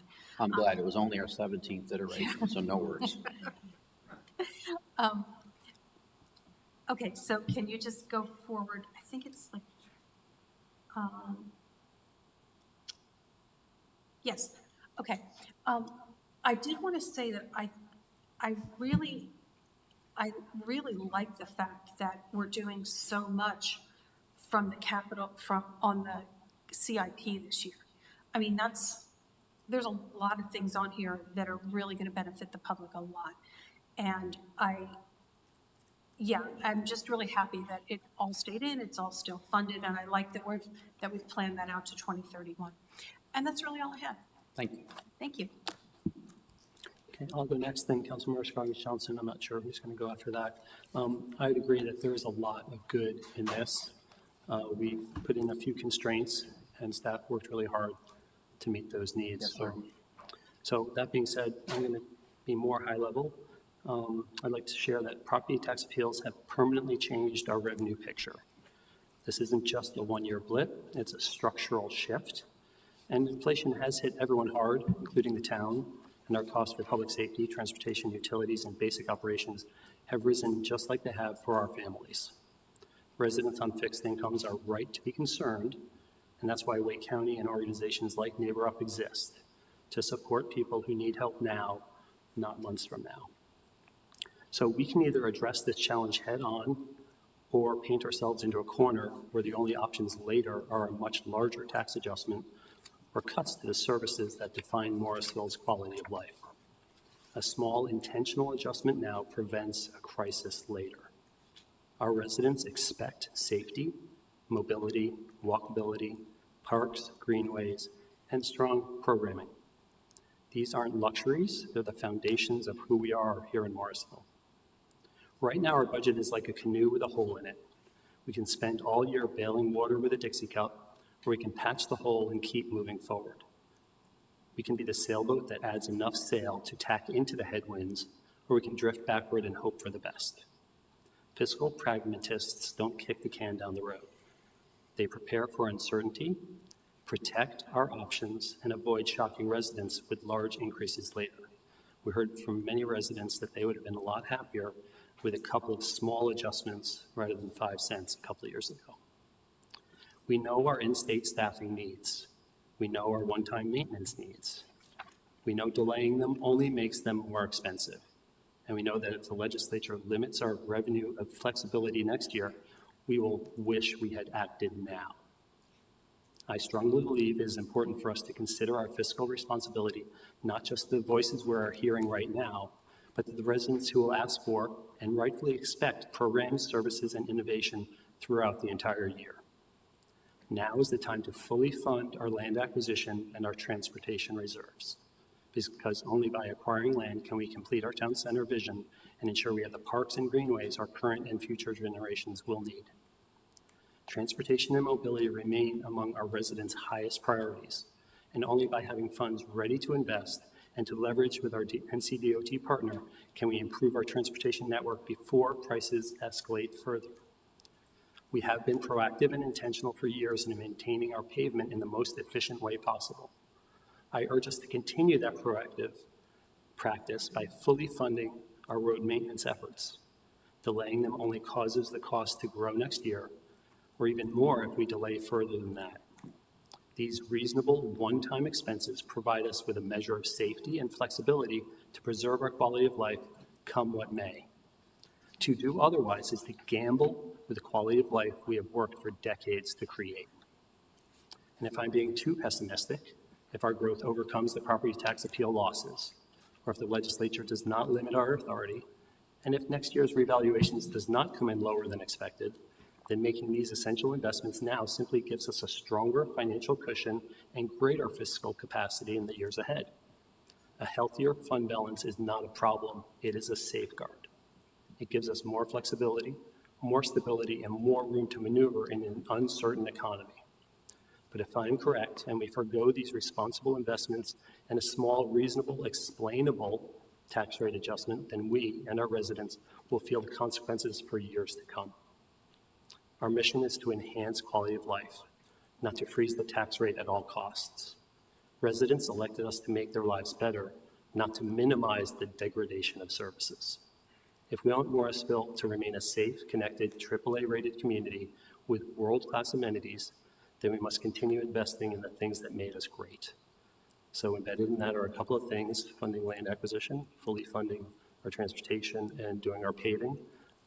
Those would be the things that I would hope that our council would consider giving feedback on in advance of Thursday, or we can discuss it more tonight and or on Thursday.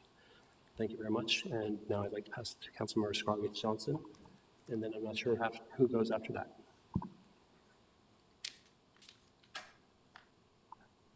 Thank you very much, Town Manager Zudema, for an excellent presentation.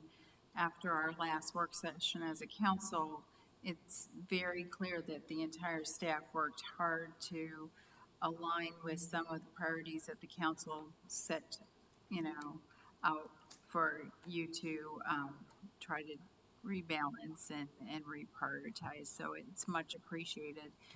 the most important thing for me is that we have to be very sensitive to the feedback of the public and the environment that is in 2026.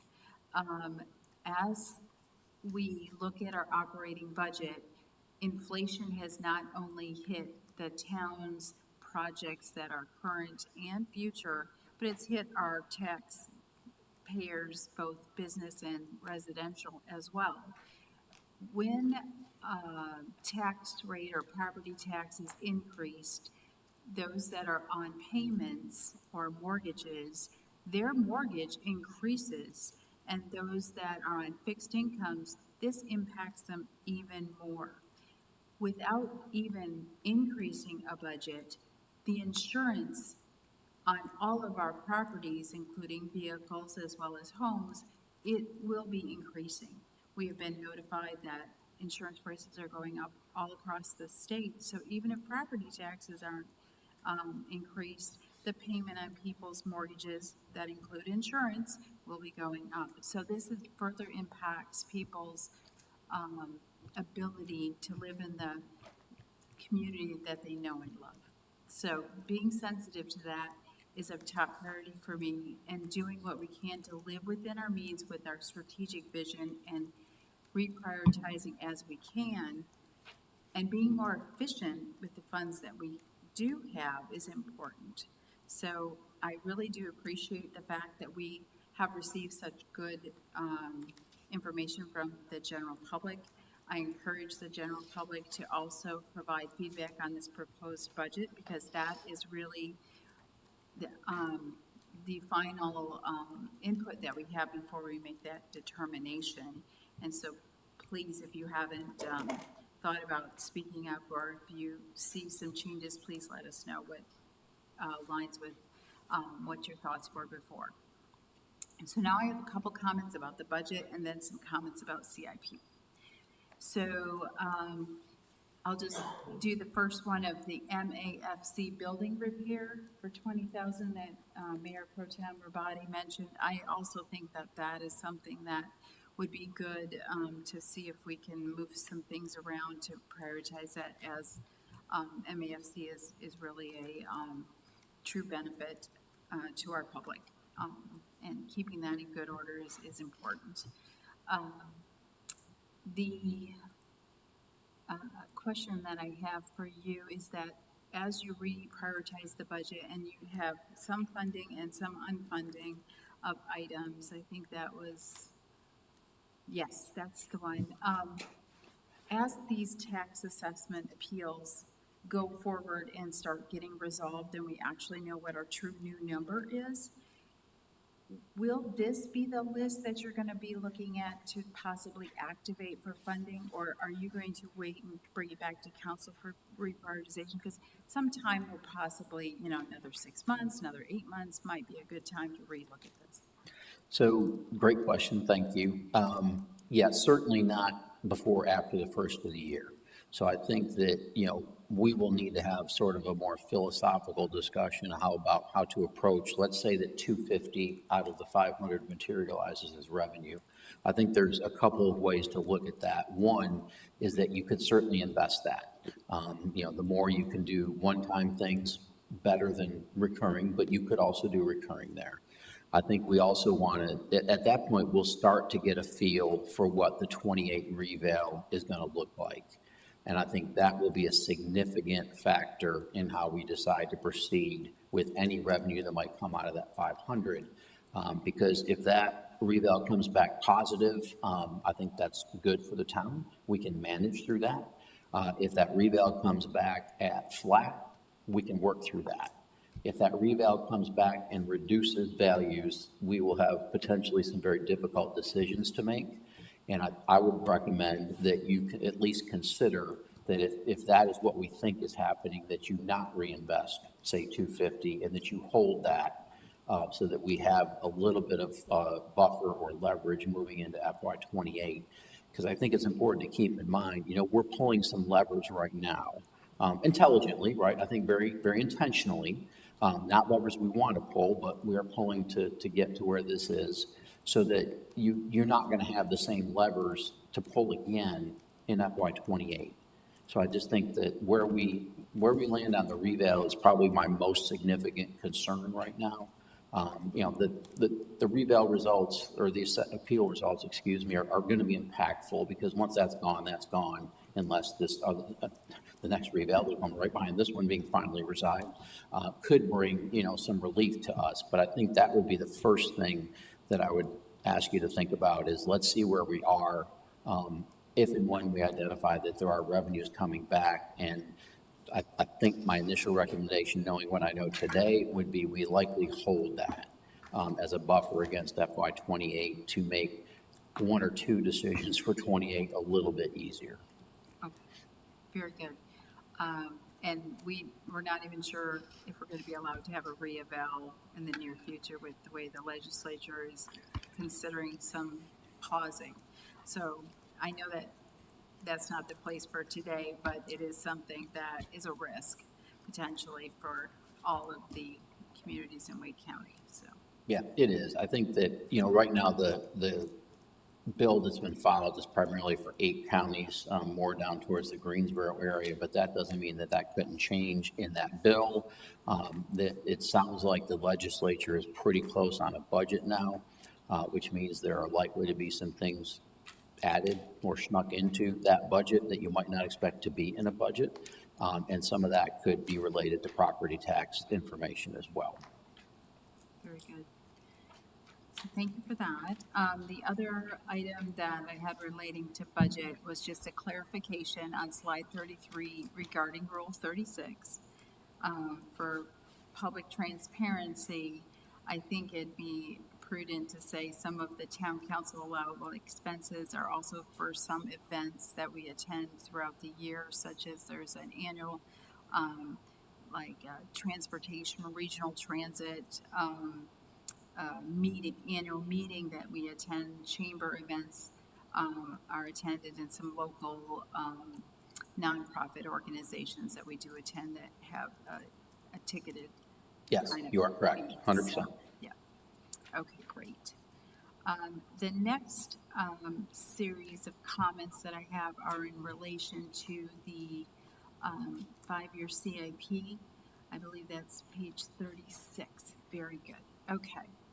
So as I'm looking at this prospective prioritization, I have a general philosophy that when you're looking at activating projects, you first need to look at what you have, prioritize finishing those projects, and then if you have not started a new project, you can have that delayed if possible as part of your prioritization. So with that said, one of the observations that I had on this 5-year CIP is that the Pugh House, which is an existing asset for the town, was not mentioned under this 5-year CIP.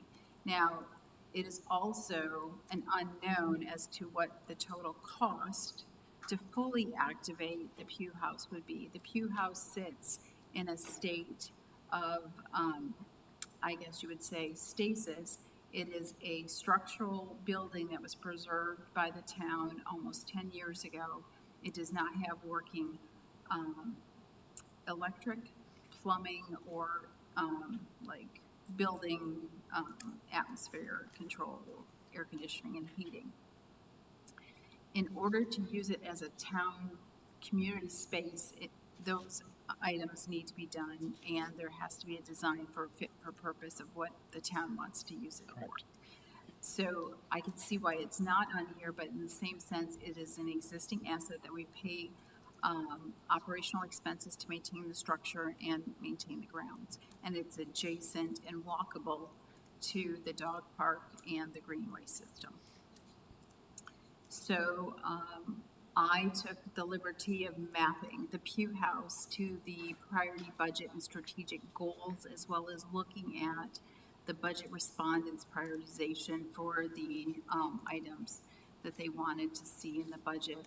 And the respondents that we have in the survey so far were that they were looking to prioritize sustainable existing assets and community spaces.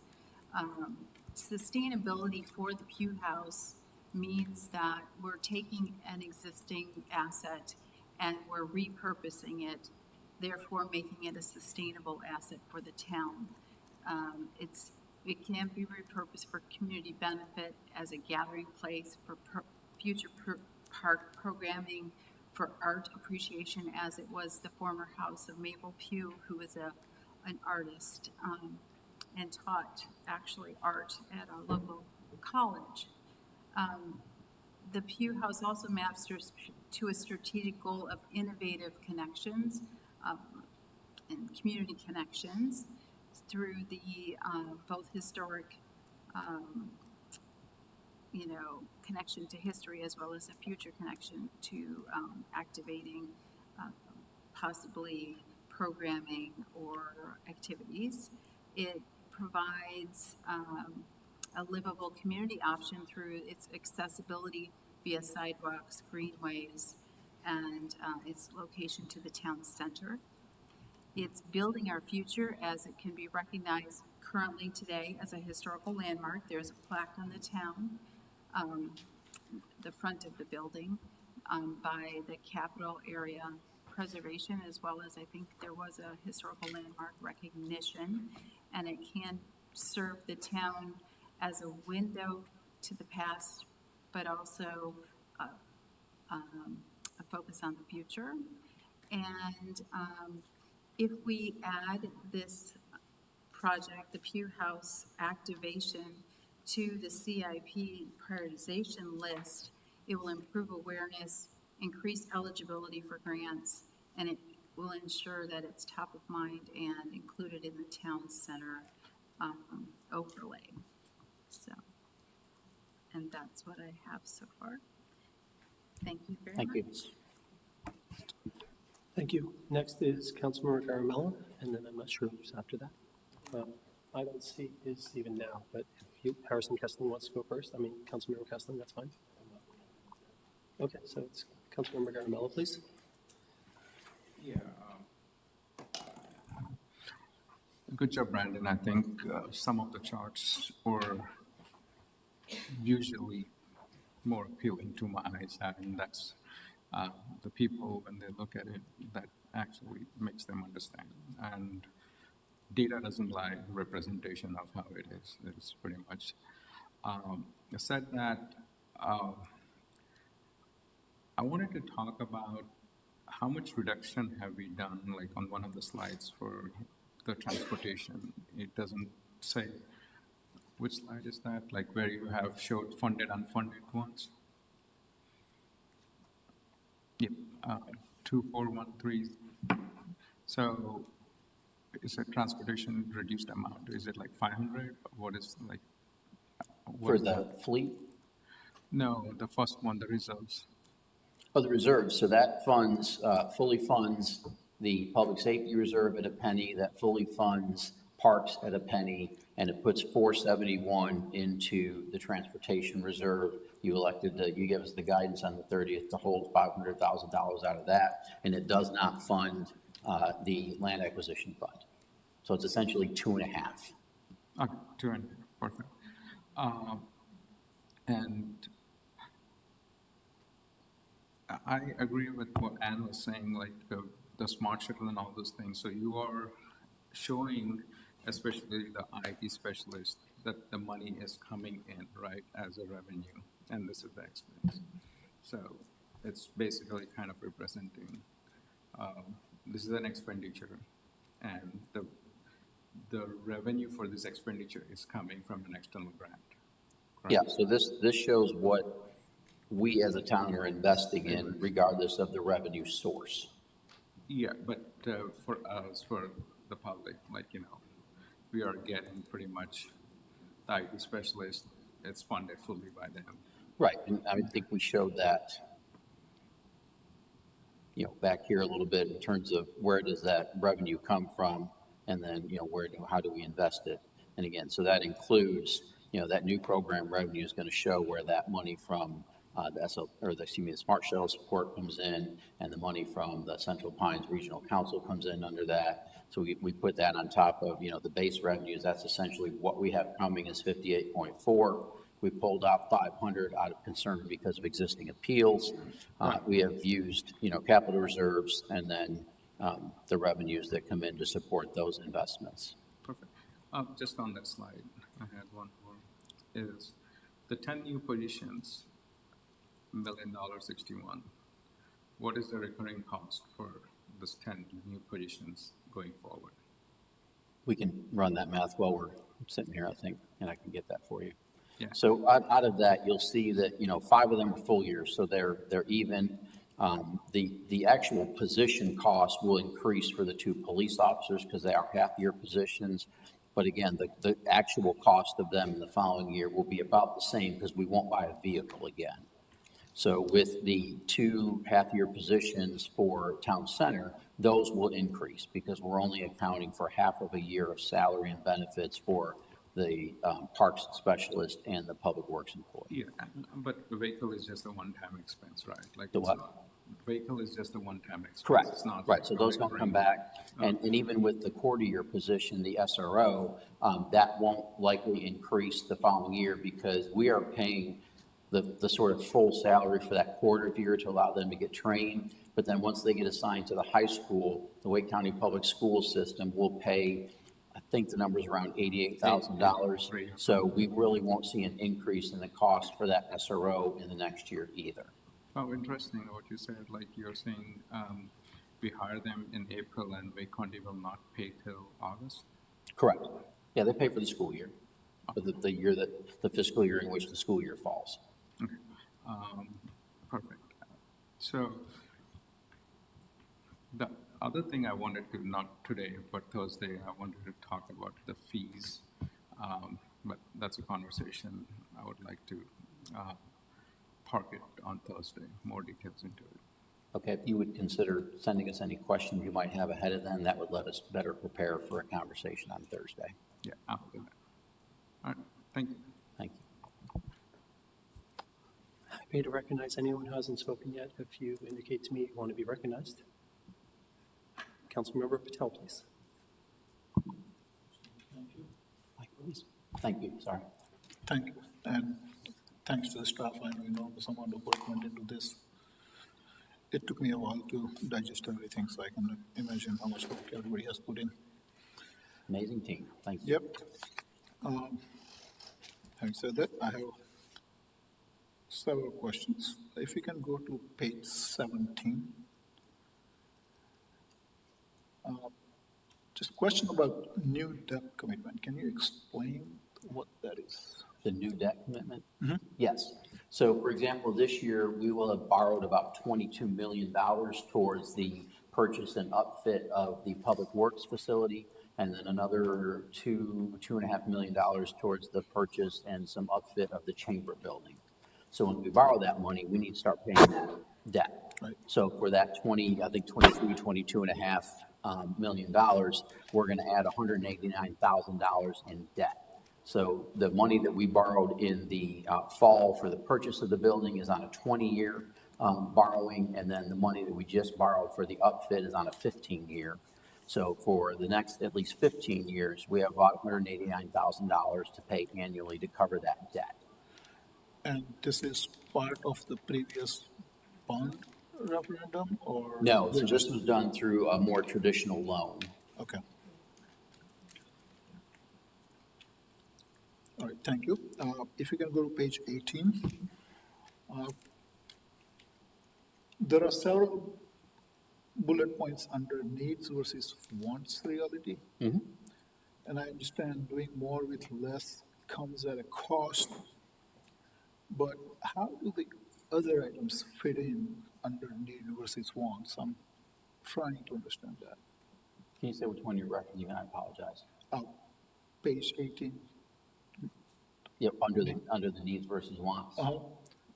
So I understand your point about doing more with less comes at cost, but how do the other bullet points fit under needs versus wants?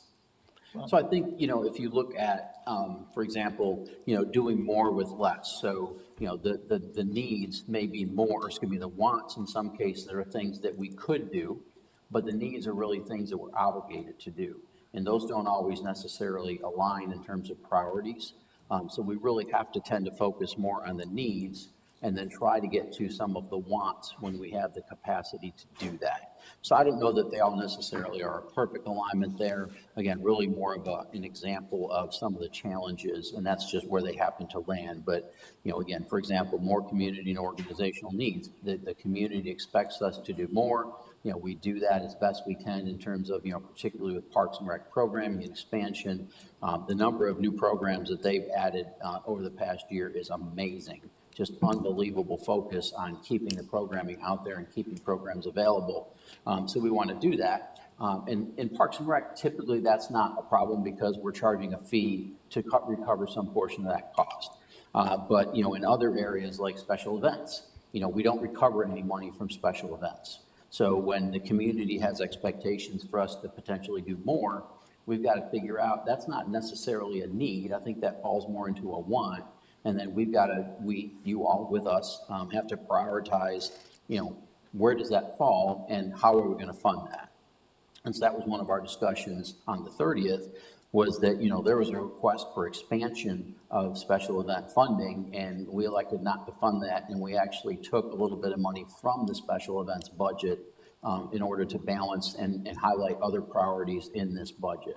So we drew out about $20,000 of a reduction of what they had this year, and so they will likely reduce one of their significant events.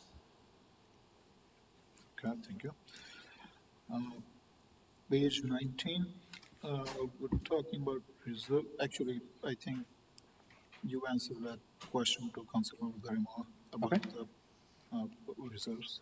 So we are underfunding reserves by about $250,000. Is that accurate? No, we're underfunding your intention of 4 pennies. We're underfunding by $1.5 million. $1.5 million this year. We're putting nothing into land acquisition in the recommended budget, and then you have funded 471 of the 971 of the transportation. So it'd be 1.5 to put that money back in. Which again is a point that we need to maintain awareness of, right? Because that's unlikely to happen in FY28. We talked about that. We think we can do that in FY29, depending on what the revenues look like. That's where what this reval looks like will have a real impact on what we can potentially do in 29 to begin to recover.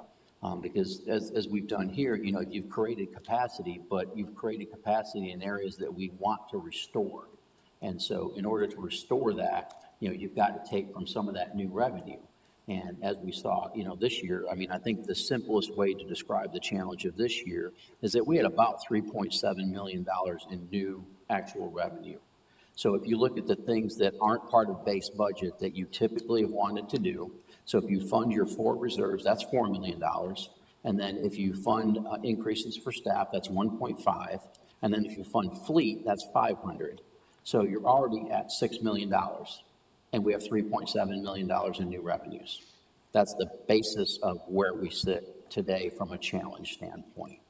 So that 1.5 that you're not funding in reserves is generating the capacity to do things like public safety positions and some of the other equipment and some of the other investments that, you know, we I believe need to do in order to continue to provide quality services, particularly in the area of those strategic plan and council and community priorities like public safety. So the reserves funds are obviously set up for a reason, and if we are underfunding, and I don't understand this, so I'm going to ask you, it's not a rhetorical question. What risks do we carry by underfunding those reserves? It's like you said. What are the risks that we carry by underfunding those reserves? So the risks that we carry, you know, one is that I think we have done a good job in terms of the land acquisition. The only real risk there would be if that we suddenly have the opportunity to purchase more property than we would have funds for in the land acquisition fund. And so that would be a coming back to you and having a conversation about how highly do we prioritize those properties. And we're primarily talking probably a town center property or a Markham property.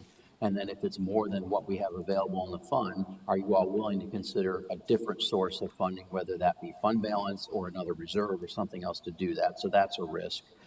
Transportation, there's honestly less risk. Did that get to their table? Yes, it did. So you have a piece of paper on your table that provides you information. Councilmember Garamella had asked last time, and I think we touched on it verbally, but wanted to give you a more detailed answer to that. Page 10 in the FAQs. So on page 10, it shows you where we are in terms of the transportation reserve, what we've already committed out of that, and shows you that there's really not a risk today based on what we know we intend to fund.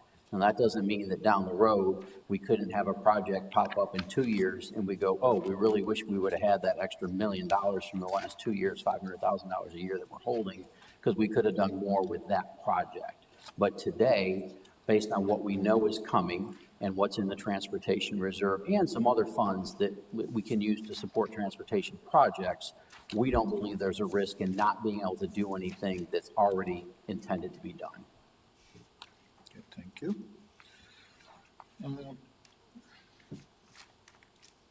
You talked about we are funding IT position via Central Pines. So is it fully funded by Central Pines? Correct. $126,000 that they will write us essentially a check, and we'll invoice them, of course, but they will provide us with $126,000 that will fully cover the salary and benefits for that position. That position will primarily be dedicated to providing IT services to Central Pines, but when that person is not needed for Central Pines, they will be an asset to us. Okay, that's good work for getting that funding, obviously. That's Rick Ralph. Yep. And if we can go to page 21, I think there was, new investments being 40% less than prior year. These are new town investments or new business investments? That's us. That's our general fund. That's us making about half of the new investments as opposed to what we did last year because of capacity. Thank you. Then I have, give me just a moment, I have some other questions on page 22.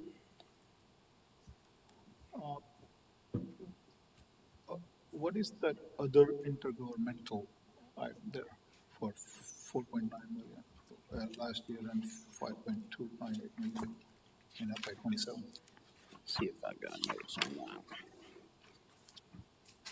Yeah. I'm going to let Byron help me with that one. You finally stumped me. Councilmember Patel, this is Byron Hayes, Chief Financial Officer of the Town of Morrisville. That other intergovernmental revenue is basically other types of tax revenue that's not necessarily restricted. So for instance, sales tax on our utility costs and other, not just for electricity, but also for pipe natural gas, that's in that calculation, as well as other tax revenues such as beer and wine tax revenue, some of the other kind of smaller ones that we typically end up seeing, motor vehicle fees go into that as well. So it's just other types of tax revenue, not necessarily direct fees for services, just that tax revenue that typically either gets collected by the state or gets remit to us that's not strictly restricted. So is it accurate to say it's not fees or services, it's not property taxes or sales taxes?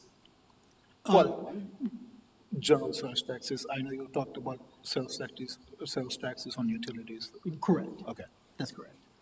And also just to jump in as well for Councilmember Garamella, that operating cost for next year for those 10 positions would end up being about $1.3 million after sort of offsetting with that revenue coming in, as the manager mentioned, for the Central Pines revenue, as well as some revenue from Wake County Public Schools for that SRO. It'd come to about $1.1 million in net investment for the town for those 10 positions. And then on the same slide, the next line is labeled restricted. So that restricted fund is revenues that we receive that can be only used in a certain way. So for example, the Smart Shuttle funds that we reserve are a big part of why that increase is shown there, because we're getting that additional monies to support the Smart Shuttle expansion. And then we also have revenues from the fire tax that really can generally be spent for fire department type things. So right now, the Wake County funds, Chief, is about 14%. Chief Dooley? Sorry, Fire Department, Wake County funds about 14%? Yeah, it's about 14. So 14% of the overall fire department budget is funded by the county. They also, sort of on top of that, they also do some cost share on things like air packs and thermal imaging cameras and basic equipment. Now, we often do well above what they would fund, but they will cost share for some of that. And then again, they do about 14% of our budget based on the amount of coverage. Sorry, I keep hitting that thing. The amount of coverage that we provide in the unincorporated portion of Wake County. Understood. So other than fire, anything else that falls under that? Just a couple of examples. I'm sure there's some very small numbers there, but really not much, because fire is over $1 million of that. Smart Shuttle is almost 600 of that. I don't know if there's a single big number. Byron?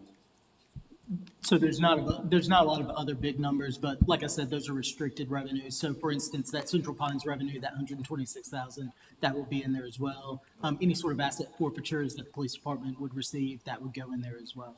Okay, thank you. Bye. Staying on the same page, transfers in. Yep, so that is, for example, in 26, that was a big number because $2.4 million of that was the purchase of 2 fire engines. So that's a transfer in from the reserve. So it's money that can be expended, but it didn't come from revenues from outside. It came from your own savings, essentially. So it goes down dramatically because for the first time in 3 years, we're not buying a fire truck. Okay.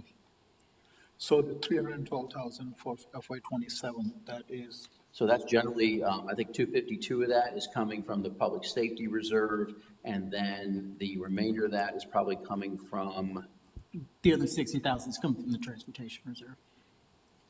Okay, so if we are strictly looking at reserves, this is in addition to the 1.5 million we are underfunding by, or? No, so what this looks at is this shows how we get to the $60.4 million that will be at least as the recommended budget. So that's made up of, again, if you start at the top, our 2 biggest that are about 76% of our revenue comes from ad valorem or property tax and sales tax. So those transfers in are where you take money from your existing reserves and you bring it in to pay for something. So like last year, we brought in $2.4 million from the public safety reserve to order those fire trucks, because we have traditionally done pay-as-you-go with the fire trucks because we save money. We get a percentage knocked off by paying for them rather than financing them. So we set that money aside, and that's why you're putting that, generally speaking, $1 million into that public safety reserve every year, because that's drawn out for the next 15 years or so to plan for, okay, we know that there's a new rescue truck coming, and then there's a fire engine, and then there's a ladder truck, and then there's radios and SCBA air packs and things like that. So that's bringing money in from your own reserve into your operating budget. Thank you. And the last item on that page is the fund balance. Correct. So same concept. Your fund balance is sort of your savings account. So what we do every year is that we use some portion of fund balance to balance the budget. And we do that because we know that we will never spend 100% of our operating budget. We will never be fully staffed. I've never worked anywhere in 33 years that they were fully staffed for a day, say nothing of a year, so that you were always going to have that managed vacancy savings. And then you're generally, it was difficult for us to, I say our goal probably is 95%. We'd like to be able to execute 95% of our budget, because in addition to those managed vacancies, you're just going to have things that change. We might get a project that comes in under budget. That's a little less likely these days, but it still can happen. But we also might elect to postpone a project, or we might not be able to get to a project, so that might push further. Any number of things could happen there. So we utilize fund balance by putting it into this budget to balance it, to give the capacity for those things. But for as long as I know, we've never spent any of that, actually spent the fund balance. So it's there as sort of a placeholder to let us balance. And then at the end of the year, that money goes back into the fund balance. It's never actually spent. So for example, as I was reminded today, it's not quite this easy, But for example, in a $60 million budget, you know, if you were going to spend at 95% of that, that's theoretically $3 million that we don't anticipate spending. So in this case, we're pulling 1.4. So theoretically, 1.6 would go back into fund balance. Now, it's not going to be that big a number because there's 17 different calculations that have to be done that I won't bore you with because I don't know how, because Byron does. But it's just, that money will go back into fund balance. That's why we talked a little bit, I think, the 30th, that one of the things we're attempting to do is to reduce our reliance on fund balance to balance this budget so that at the end of the year, when we do have that unspent, it goes into fund balance and grows the fund balance. Because we want you a policy, excuse me, I'm sorry. You have a policy that says you'll maintain a fund balance between 25% and 45%. If it drops below 25%, that's seen as problematic because you don't have at least a quarter of the year or 3 months worth of funding for an emergency. And if you have over 45%, at some point your residents are going to ask, why are you continuing to tax me when you're just putting it into a savings account, essentially?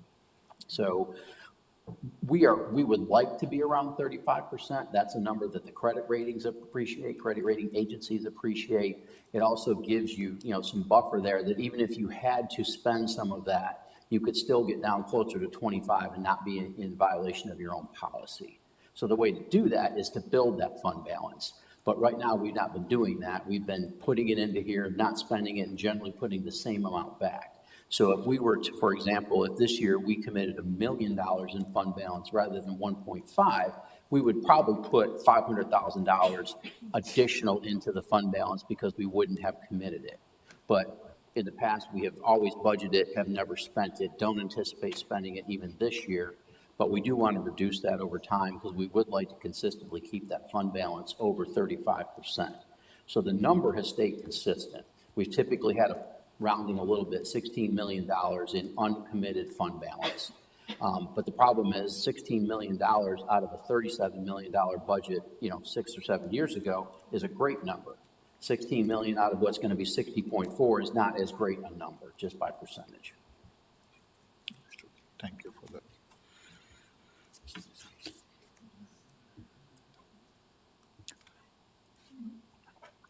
That's it for now. Okay, thank you. Answer? Yes. Okay, Councilmember. Councilmember Johnson, please. So first, Brandon, thank you. The presentation was fabulous. I want to echo that too. I like this format, very informative, so I appreciate that. Thank you for starting off by celebrating the successes that we've had here. We all, as elected officials and staff, you're always looking to do better and do more. And, what's the next success? What's the next hurdle to overcome? And we don't take the time to stop and really think about all that we have accomplished. So thank you for that, for doing that. I think that's really important for us to do. And I don't have a whole lot of questions because you've been standing there in 4 more minutes, you'll be standing there for 2 hours. So I'm going to try to be really quick. I won't ask a lot of questions, but, and I don't want to minimize this. I realize this was difficult for you all, and I for putting this budget together, and I thank you for listening to the majority of council, listening to our residents, and bringing this proposed budget forward. I appreciate that, and I don't want to minimize how difficult it was and what the difficult year that we're in, with some unknowns, with some knowns, and the loss of some revenue. So again, and I'm going to emphasize again, don't want to minimize this, and and Jeannie, I looked around the room, Jeannie's the only other one here who's going to, even Frank's not here. We have been through some really difficult years in the past, far more difficult than what we are in right now. I can remember back in the early 2000s when mid-budget year, we had state revenues pulled out from under us. We had budgeted and we had to go do massive budget amendments to figure out how we were going to pull back on things because revenues weren't coming in. I remember the 2009 timeframe where when we talk about eliminating service, we eliminated a lot of service, and Parks and Recs got hit bad because that was unfortunately a place that we could pull from to balance budgets. So we have had some really difficult years in the past, but we have always come back. We have always done better. When I look at all that we have accomplished here today in 2026, the quality of life for our residents has always been top of mind, and we never forget that. And we now have we have greenways. I remember the day when there wasn't a greenway in town. We have more parks, we have sidewalk, we have road improvements, we have intersection improvements. We have done a lot. So I am very optimistic about where we are headed and where we are going. I know that we will overcome whatever issues may pop up next and whatever we're facing here today. I have no doubt that we have the staff to help us. We have a community behind us who appreciates what we're doing in this budget year right here, right now, and will be behind us as well. So I just want to say all that. And then just emphasize, we are not eliminating any of our services. Correct. We are actually enhancing services. We are enhancing our smart shuttle service. We are adding more greenways. We are adding more greenways. We're adding more sidewalk. We are doing intersection improvements. So there's a lot in this budget that is, again, going to continually enhancing the quality of life of our residents. The only two things I will say, I'd like to do a fee review at some point. I think Councilmember Garamella brought that up, so I would like to hear where we're headed on that, whether we're increasing fees and where that all lands. And then you actually answered this for me. I was going to ask about that slide 24. You don't need to pull it up, but we talked about the items that are not funded, and I think Councilmember Scroggins-Johnson asked, could we do that mid-year? But you answered that for me, and that is something as time goes by we can revisit if we have to and if we need to. But you gave a great answer to that, and that's all I'm going to say. Oh, and the last thing, are we going to see the raw data from the budget survey? I know it's still open, so, okay, Jeannie's shaking her head. Absolutely. Okay, thank you. That's it. So I think in terms of fees, if you haven't had the chance, you do have the revised fee schedule in the abbreviated full budget document that's attached to this item in Peak, so that's available to you. You may not have had a chance, there's already a lot of reading here, but if you get a chance, again, if you could look at that prior to Thursday, and if you have any questions ahead, we would just love to get those ahead to be prepared to better answer, but if not, we can still certainly have a good conversation. There's nothing, I don't think, that you'll consider shocking or dramatic in any of the fee adjustments that are in there. Thank you. I see that right now, and I did not look at that yet. There's a lot thank there. You. I appreciate it. And I think if I could, I would also like to say thank you for the context you just put this in, because what we don't do is we don't walk through the base budget every year, and we don't highlight the amazing work that our staff is doing and the amazing investments that you're making. And you're right. I mean, we've got work going on Sawmill Creek Greenway. We're restoring the creek there. We're starting to develop that greenway. There's so many intersection improvements. There's sidewalks on Lewis Stevens. There's, so many different things. We'd be here another 2 hours to talk through that. So, but I think that's an important context that, we're primarily talking about what's new and different, but there's so much good that's already going on that just continues. Yeah, thank you. Thank you. And let me, just for more context, I just talked about early 2000s when it was Governor Easley that pulled our funding mid-year, or never gave us our funding in 2009. I realize the dynamic here in the town of Morrisville is not the same as it was in the early 2000 and 2009. I realize that. I realize our growth patterns are very different. But we have great opportunities still. We have projects coming in here that the town of Morrisville that are valued at hundreds of millions of dollars that we have never had in the past. So there is a different dynamic at play here today. And you know, and I've always talked about for years and years about the redevelopment potential here that is still out there to come. So anyhow, that's all I'd say. Thank you. Councilmember Kestner, please. Thank you, Mayor Cully. And thank you, Brandon, for putting this all together. Attending the City Vision Conference last week certainly given me an even greater appreciation for what you and our staff does, especially with continuing to work through this this budget.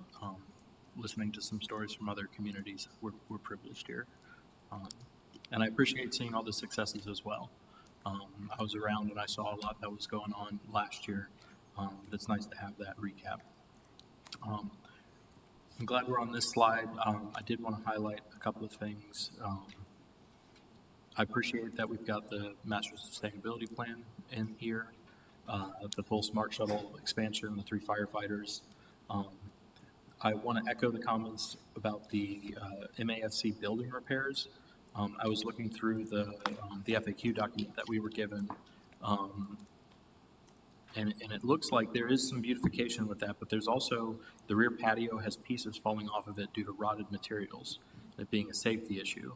And it would remain an issue with material continuing to fail, may cause areas to be temporarily closed.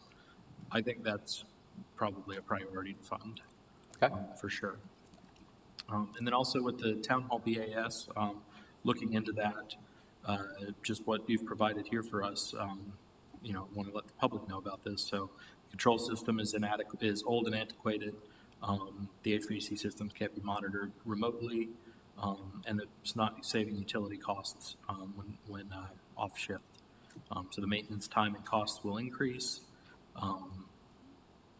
Not be able to be notified of problems, increasing costs and downtime, and not being able to place these systems in unoccupied mode, which just when nobody's in the building, it shuts off or shuts down,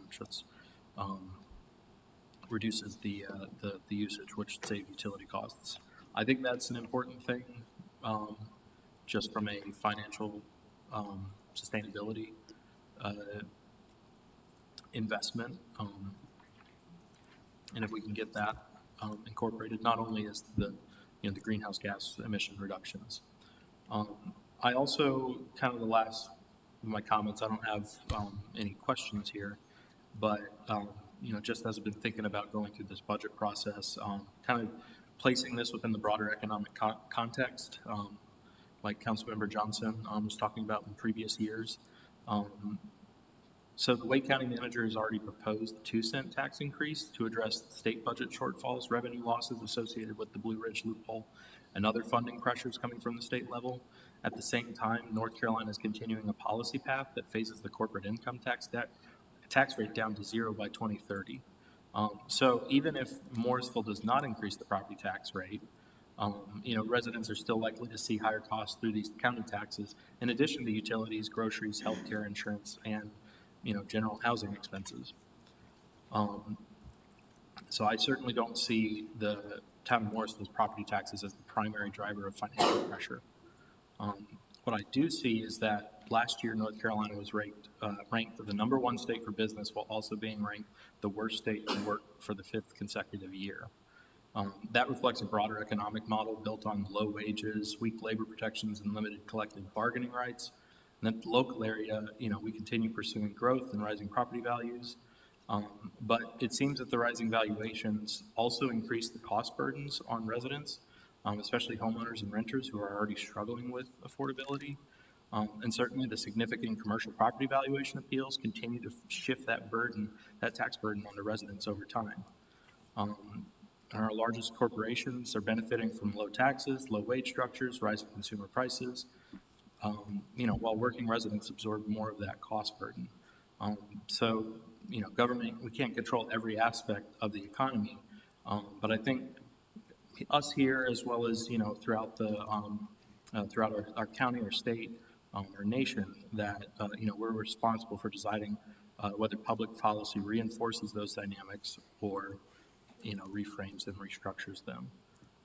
So I just wanted that to be out there for, from my point of view, sitting here and living in the world and talking with residents, that it's not just our property taxes that are causing folks harm. There's a lot of stuff going on right now. Thank you. Great, thank you.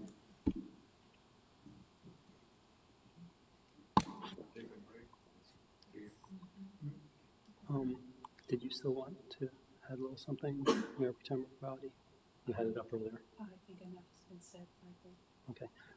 Through the discussion, do you want another Councilmember Patel, please? And then I have a couple. I know we have talked a lot, but I need to add a few things. First of all, I do agree with Mayor that property tax appeals have permanently changed the landscape. I also agree that we should fully fund our reserves. However, if you really look at property tax appeals and why they have been successful, there is a reason. Our growth is slowing. These property tax appeals are being successful because state is finding that their appeals are reasonable, right? So we can talk about why that is, but average person doesn't have. Yes, they do have ability to for appeal, but most people don't have legal help that they get or that corporations get for a successful appeal. Another comment I would make is actually something that one of the residents mentioned during public comments today, where she mentioned that her family had to move out of the town because they could not afford to live here. So while I agree that residents of the town enjoy the services and facilities and amenities we provide, being able to live in the community is more important for residents than being able to enjoy those amenities and for the services we provide.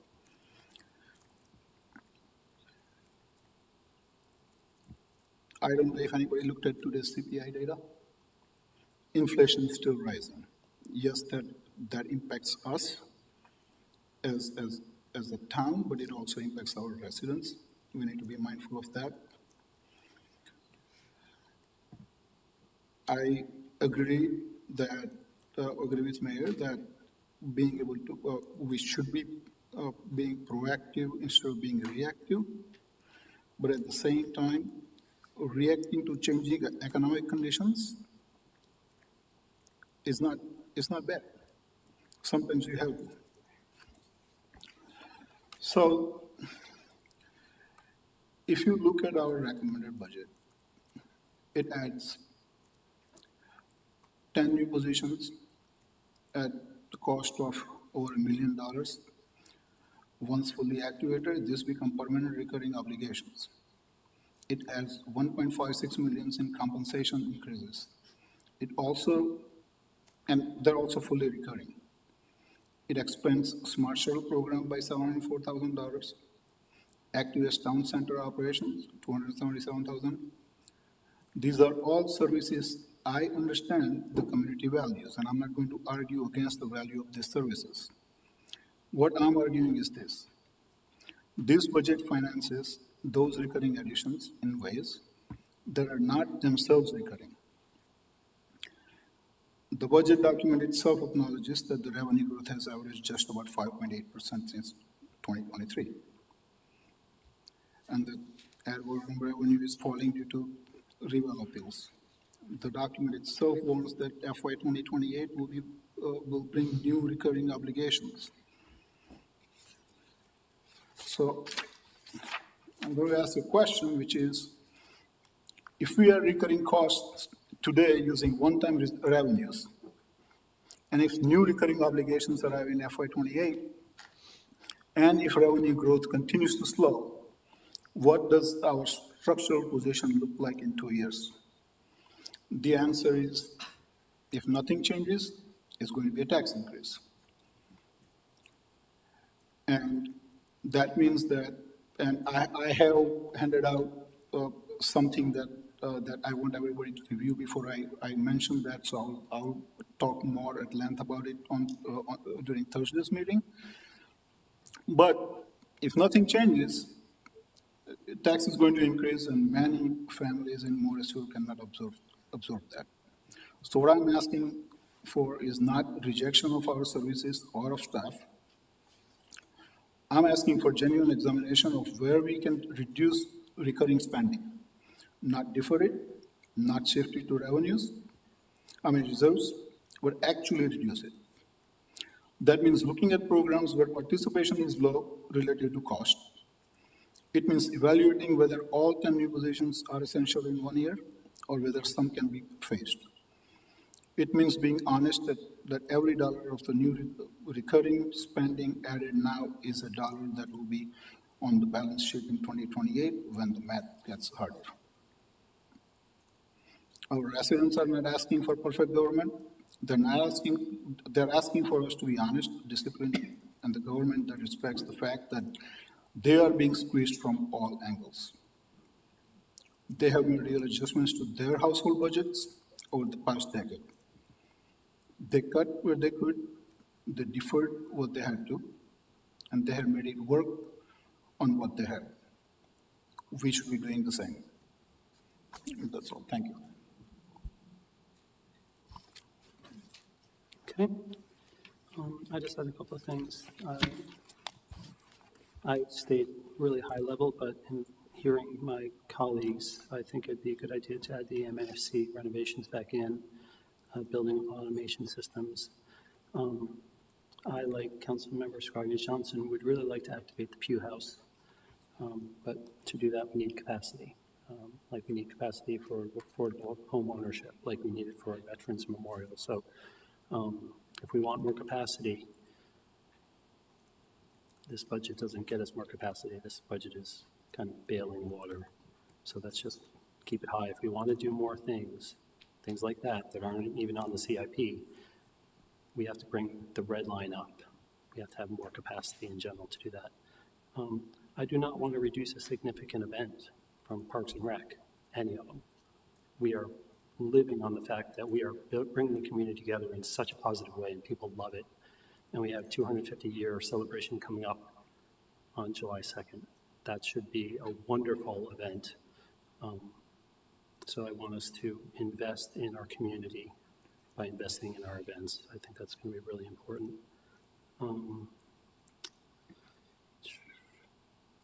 And I also believe that it's really important that to be fiscally responsible and fully fund our fleet replacement, because as noted, we have another 500,000 in needs next year. So by delaying 380 now, it's 840 or whatever next year. So the holes are only getting deeper by not addressing some of these challenges now. And I'm not sure why we think that the economy is so terrible right now. We're not like 2009, as you noted. We're not like early 2000s. We're doing okay despite the federal government being really uncertain. Inflation is high, but I don't think this is a terrible year for us to explain to the residents that for $10 a month, we can keep the town moving forward for years. And as was mentioned, if the holes keep getting deeper, there's a tax rate adjustment that should be really strongly considered in 28, if not 27, in 28.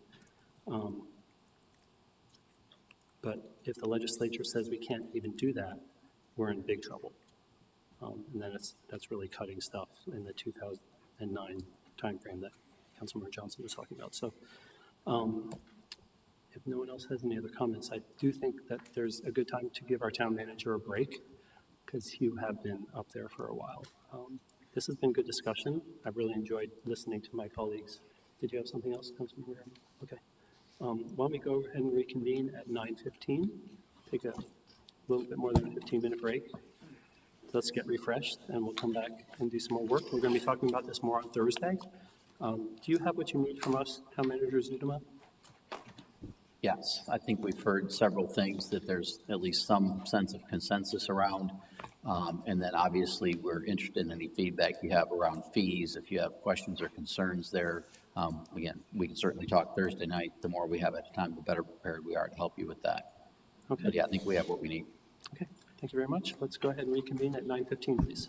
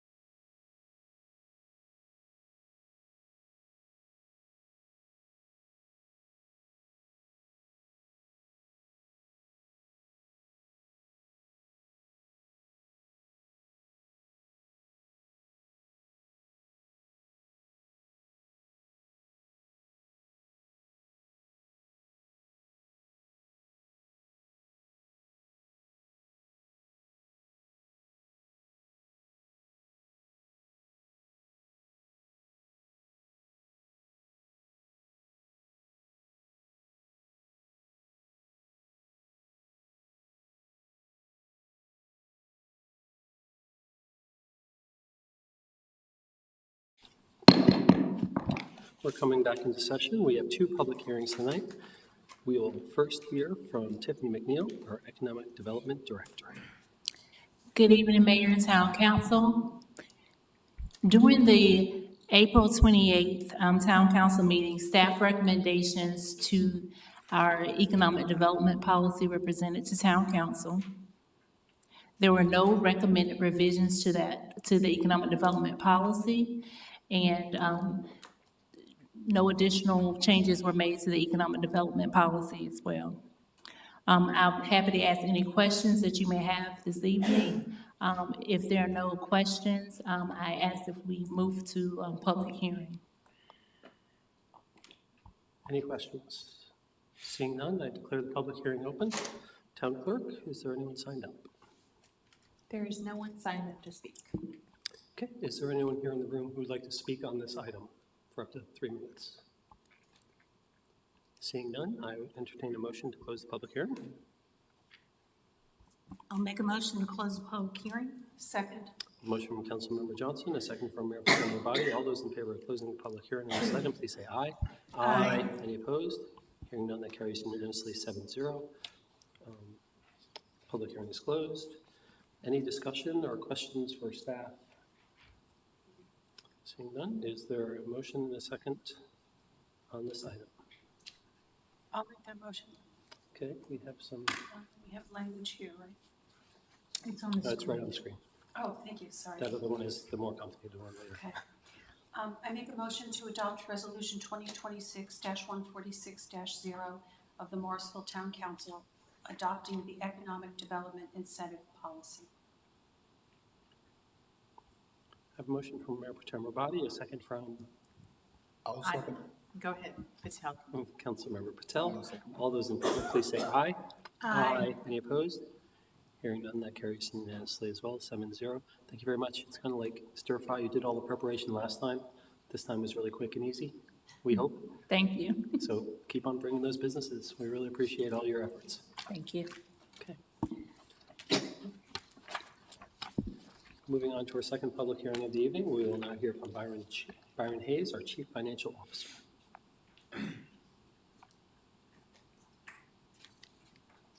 Good evening. There we go. Good evening, Mayor and Council. This is a public hearing for the installment financing for the renovation of 125 International, new public works facility, as well as the acquisition of 260A Town Hall Drive. The total installment financing is for $12 million, 10.5 for public works and 1.5 for 260 Town Hall Drive. Ultimately, the bank proposal is from TD Bank at 4.02% for 15 years. That lines up pretty similarly with the first financing for the acquisition of the public works facility. We will go to the LGC in June in order to fully be approved by the state, in order to close on the debt in June as well before the end of the fiscal year.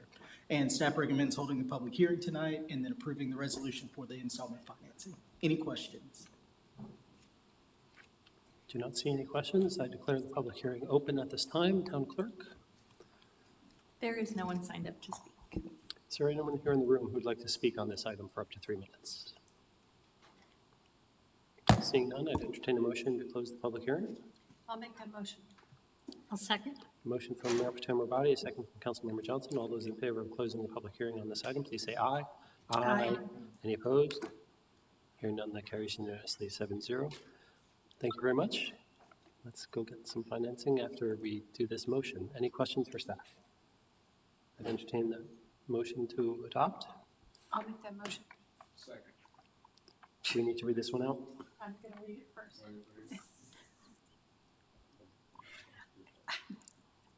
Sorry.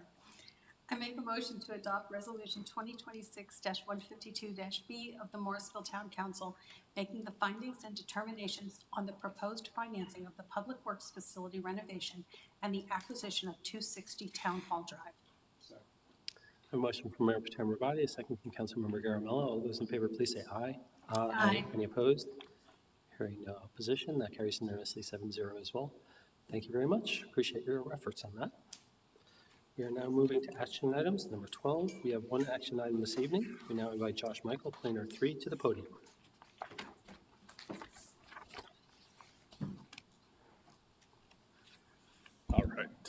evening, Mayor and Town Council. Good evening. So this is for the rezoning for 10212 Chapel Hill Road. There were some updates since the public hearing was closed. There was a site plan update, there was a neighborhood meeting. In addition, there was a condition that was removed and addition of another condition. So I'll just briefly go over the updated slides, and of course we can go back over any of the other slides. So I did just want to give an overview of how LIHTC works. There were some outstanding questions at the last town council meeting about that. So just to go over LIHTC, it is the primary federal tool for financing affordable rental housing. Developers receive federal tax credits if they build and maintain income-restricted units for at least 30 years. The applicant team has a condition for 50 years. Credits are sold to investors, generating equity and reducing project debt, which keeps that rent affordable. And it's not a grant, it's a financing mechanism. So how it works in North Carolina, it's federally created, but credits are awarded through the North Carolina Housing Finance Agency through a statewide competitive scoring system. And ultimately, those recipients will be awarded in August of this year. So the developer applies directly to NCHFA. Wake County or Morrisville does not award the tax credits. And in 2026, NCHFA received 15 new LIHTC proposals for Wake County and 1 gap financing request for evaluation. So why does Wake County provide gap financing loans? Wake County operates the Affordable Housing Development Program, or ADHP, which offers low-interest gap financing loans to close remaining funding needs after LIHTC equity and other sources are maximized. These county loans are optional local support tools and do not influence the award. To go a little further on that, for some local funding patterns, so some of the other municipalities that border us, so they provide direct local funding to support LIHTC developments in their jurisdiction. So in 2025, Raleigh, Cary, and Apex all contributed local funds to their LIHTC projects. Much of that was through gap financing. In 2026, Raleigh again provided local financing to every Raleigh-based LIHTC development. So, and then I just put some numbers here to kind of show you what those numbers look like for the 2025 awards and the 2026 awards and what those totaled for Wake County and what our neighbors contributed. So what makes Morrisville's situation unique? Fairview Spring is the only LIHTC project in the 2025 and 2026 cycle to receive no municipal funding. Wake County is covering the entire local gap through its $1.35 million HDP loan. This means Morrisville can secure a deeply affordable, high-quality senior housing community without committing any town funds. So why this matters for decision-making: approving Fairview Spring allows Morrisville to benefit from a competitive LIHTC award and major county investment at no local cost. And again, other municipalities routinely invest financially in LIHTC. So we're receiving those comparable benefits through the tool chest that Town Council developed with the Affordable Housing Incentive Policy. The site plan was updated. You can see that those on the original site plan, the Fairview Avenue betterments were not expressly called out on that. So now you can see the Chapel Hill Road betterments, Sunset Avenue, and Fairview. Another item I'd like to point to is so in Town Center Commercial, the maximum lot coverage that you could develop a site to is 65%. Fairview Spring their lot coverage is currently 45%. So I wanted to highlight that because a lot of developments, commercial developments, multifamily, they maximize that 65%. Anytime you're able to retain more, or I guess to use less lot coverage, the trade-off is you get more tree canopy, there's less stormwater issues, mitigation on stormwater. So a by right development can certainly come in, and as has been in the past, they generally do go to maximize that lot coverage to get the best bang for the buck. The other item on this site plan, which I'll get to with the updated conditions, you'll see increased parking to comply with the UDO 75 spaces.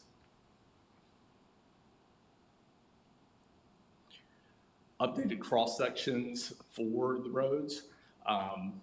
Councilmember Garamella wanted us to quantify those improvements, which was, I think, really astute and smart to do, because it does show that, there's almost $500,000 just on the Chapel Hill Road improvements. These numbers have also been confirmed with our engineering department, so these have been confirmed. So these highlight the 10-foot travel path lane, 10-foot side path, 15-foot outside lane, and the 12-foot inside travel lane along Chapel Hill Road. Sunset Avenue, again, total estimated cost of improvements is approximately $280,000. And I think the applicant did a good job of highlighting those improvements in the neighborhood meeting, showing that the lanes will be expanded on Sunset, as well as providing sidewalk access. And the same for Fairview, $278 or almost $279,000 in improvements. The conditions that were updated, they did, as I mentioned, remove the parking conditions, so they are not asking for any alleviation of the UDO parking requirement. They also did add a condition that complies with our Smart Shuttle, and that condition is if, as part of the town's Smart Shuttle program, the town identifies a stop at or adjacent to the development site as a preferred or prioritized location, the developer shall dedicate or convey an easement necessary for the transit stop at no cost to the town, and that is mutually agreed to by both the town and the developer.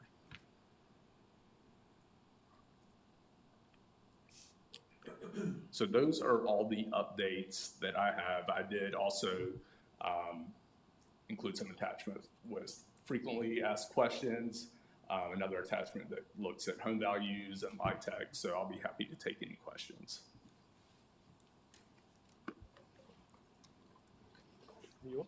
Councilmember Garamella, followed by Councilmember Scroggins-Johnson, please. Josh, thank you so much. I think this is a good representation of the cost, and like I talked to several people, they were worried if there was no sidewalk on the Chapel Hill, and that really does bring out what is the correct thing. Where is the BMP going? Still, we don't have space for BMP, or is it under the parking lot? It is, their stormwater is underneath. Yeah, it is under parking lot. I think that's what you said. Okay, and I drove by this. Help me understand. Currently, there's a sidewalk on the Cottons, on the other side, right? And the street dimension of the is not more than one car can really go through that. With that in my mindset, help me understand this particular, they had to put a sidewalk, then curb and gutter, and then the median, to the middle of the whatever they have to put. How much does that increase the width of the road with currently what it is right now? Yeah, the applicant could probably speak to this as well, but I believe the increase is at 2 feet for the road on it's some. Like 4 feet for one and 5. 4 feet for one and 5 for the other. 4 feet for is it Sunset and 5? No, I'm not talking about the side. I'm not talking about the side. Perhaps we could have the applicant stand up next to Josh at this time, just to make the question and answer a little bit more straightforward. So what I'm trying to say is, here it says 40 to 60 public right-of-way, right? At the bottom, if you the arrow, bring your arrow all the way down. More. Yeah, see, it's 40 to 60 public right-of-way. And on the other side, there is a sidewalk on the Cotton's place, and Cotton, whatever their subdivision is, and there is a street. So, correct. How much from there is the next curb and gutter? What is the distance? And I think Timmons did some measurements. Yeah. So the current pavement width, on Sunset Ave, towards Chapel Hill Road is 18 feet wide. And as you go towards Fairview expands, to 30 feet. They did some widening when they did the development across the street. So, what that is, where it's the narrowest point, there's two 9-foot lanes, westbound, eastbound, one going towards Chapel Hill, one towards Fairview. What we're proposing to do is go from 18-foot wide pavement to 22-foot wide pavement. That'll provide a full 12-foot lane width on our side of the project, and we'll increase the lane going towards Fairview from 9 feet to 10 feet wide. So one lane goes to 9 feet, the other goes to 12. Can you show me in these, because I'm just trying to visualize it. And if you could add your name and your role for the record, that'd be helpful too.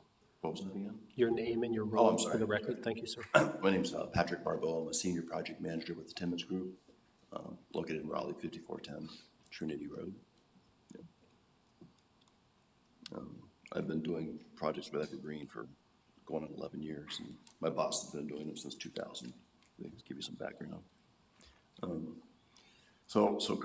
Currently, you can see right here, on the plan view, you can see my cursor. So approximately we're 18 feet right here. What we'll be doing is, the center line of the road would be adjusted. So right now you have 9 feet, 9 feet going towards Fairview. You have 9 feet going towards Chapel Hill Road. What we'll be doing is we're gonna be adding pavement. And it varies, because as you approach Fairview, it gets to like 30 feet wide. But at its narrowest point, we'll be going from 9 feet on this lane to 10 feet, and we'll be going 12 feet, a 12-foot lane from a 9-foot to a 12-foot lane as you're going towards Chapel Hill Road. Okay, so from my understanding, there is a gutter or swell on the left side, Yeah, that's roadside ditch. So that will be all leveled out, and then a sidewalk will come on top of it, and then also the road. Okay. So basically, the best scenario right now, you're saying it's the current. This is the new one, right? What is the current one? Oh, the current one is 18 feet wide. 18 feet wide, yeah, front. with roadside ditches. Yeah, and what is the final end product? The final width's gonna go from 18 to 22 foot wide. 22 feet. Plus curb and gutter, plus grass strip, plus this one. Yeah. And how much is that, approximately? Like 5, 22 plus 5, and yeah, so. Yeah. Okay, around close to 27 or something. Okay, that this is all across the Sunset and the Fairview, right? Yeah, Fairview's actually a little bit more widening, because Fairview's narrower. Fairview's only 17 feet wide, so we're going from 17 to 22 feet wide. So basically, because you heard the homeowners are saying what car to pull off, the middle of one pass. So so instead of having an 8.5-foot lane, you're gonna have a 10-foot lane on the opposite side of our development. And you'll have a full 12-foot lane on ours, so cars should be able to pass much better than that. Can you go back to the Chapel Hill side? So here, you're adding an additional outside lane? Actually adding 2 lanes. So there's there's an existing northbound lane, and you have a center turn lane, and you have a southbound turn lane. Well, we're adding actually 2 lanes. We're gonna be adding a 12-foot inside lane, and then a 15-foot wide outside lane. So we're actually adding 27 feet of pavement with 2 full lanes, plus the grass strip, plus a 10-foot, multi-use path or side path. And how much is the property width here? 298 linear feet. Okay. Yeah. All right. I think this is very helpful to me. And sure. Thank you. Councilmember Scarlett-Johnson, followed by Councilmember Johnson. Thank you very much for the updates. And I also want to say thank you for the neighborhood meeting that was held last week. it's important for us to hear more of the concerns about the neighborhood impact, although, whether or not it was required for this project, it seemed like it's the right thing to do, and you met the challenge in a short amount of time, so that's really appreciated. I do believe that you have resolved several of the concerns about the parking through expanding the parking count to the standard project requirements. The road improvements are exceeded with adding funding for a transit stop, which will improve access for probably not just the residents of this project, but the residents in the area as well, because it's probably will be placed so that anyone in the public can access the transit stop once it's determined and where it should go and so forth like that. So that is much appreciated. I've made previous comments publicly, and they were called out publicly as well, that I am in support of this project. I think Morrisville needs housing that is affordable for our seniors. I think it is a gap in our fabric of all of the things that we offer in our housing stock, and it is really situated in an area that, although it's not ideal for every scenario, there are so many yeses in the boxes that are required for a project like this to happen. So I really do appreciate the interest and the support of Wake County as well. That is huge to make this more accessible for the town and for this company. So with that said, I also made a statement saying traffic can be mitigated, because that is a number one concern of the residents of this area, is the roads and access and safety for those. And so I'd like to answer their concerns in the sense that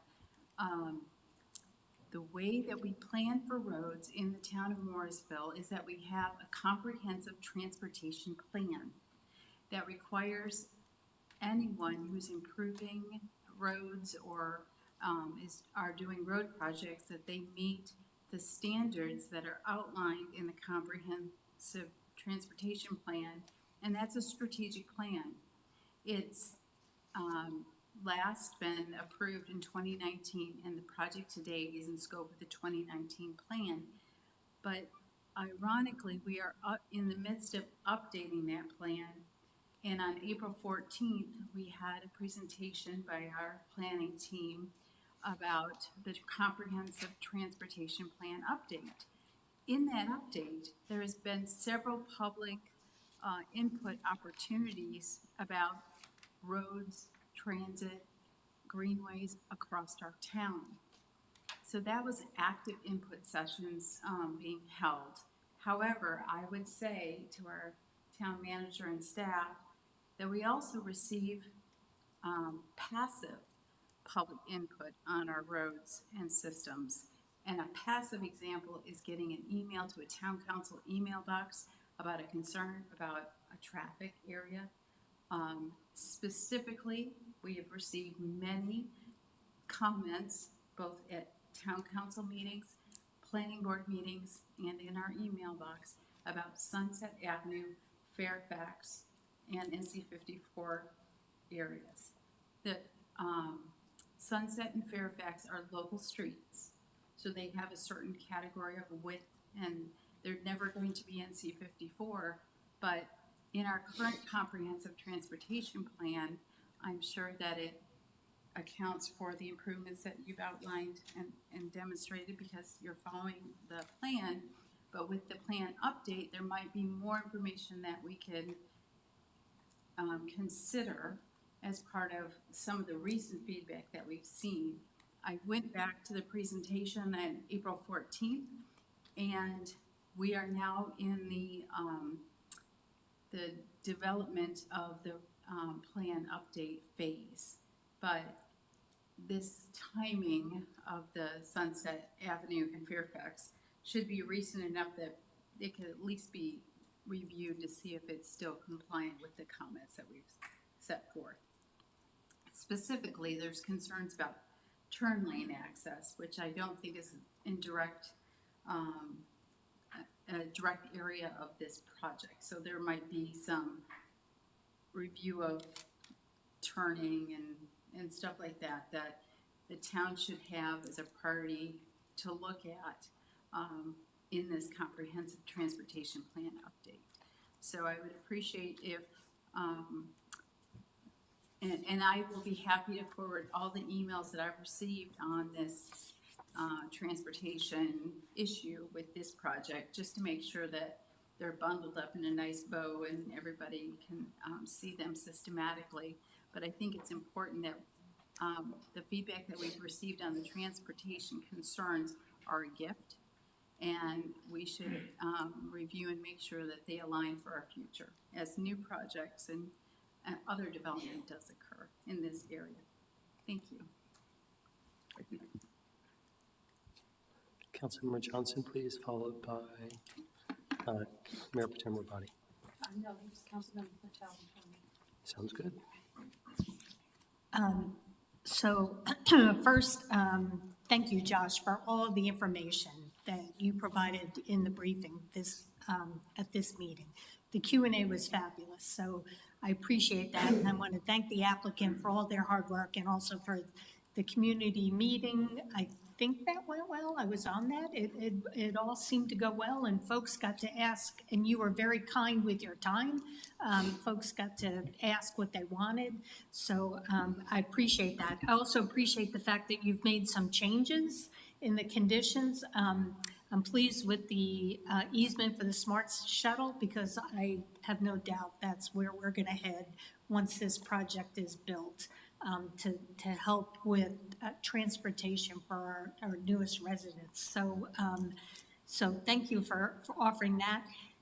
I do appreciate hearing the concern and eliminating the reduction in the parking spaces. For me, I actually would prefer that you had the reduced spaces. I would prefer more green space personally, but I'm not going to argue that point, and we're here today, and I think it's important that this project move forward for this community. So just for the record, I would more green space the better. And thank you, Josh. You explained how this project actually gives much more green space than would potentially be there with other developments that are allowed by right. So I think that's important, but the more the better for me. And this is not really for the applicant, it's more for us. This concern still from the neighborhood about access, crosswalk, and then a center turn lane.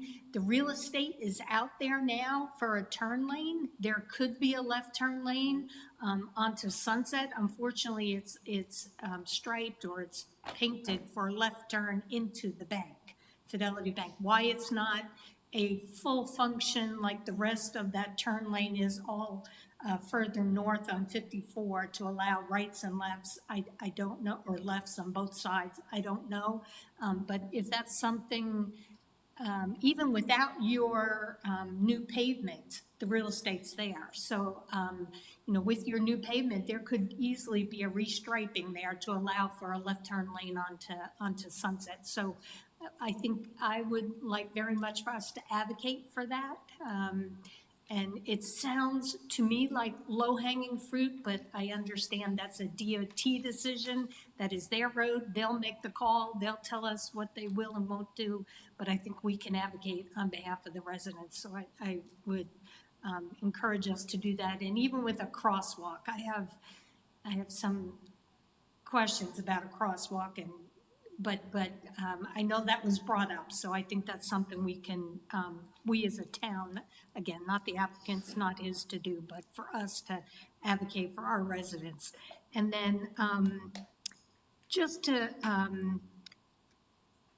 I don't know, just so I say this, no development, no one project in the town of Morrisville can solve the congestion issues or the transportation issues we have in this town. Every development and every project has to do their share. And you are doing your share, but I think it's important to remember that.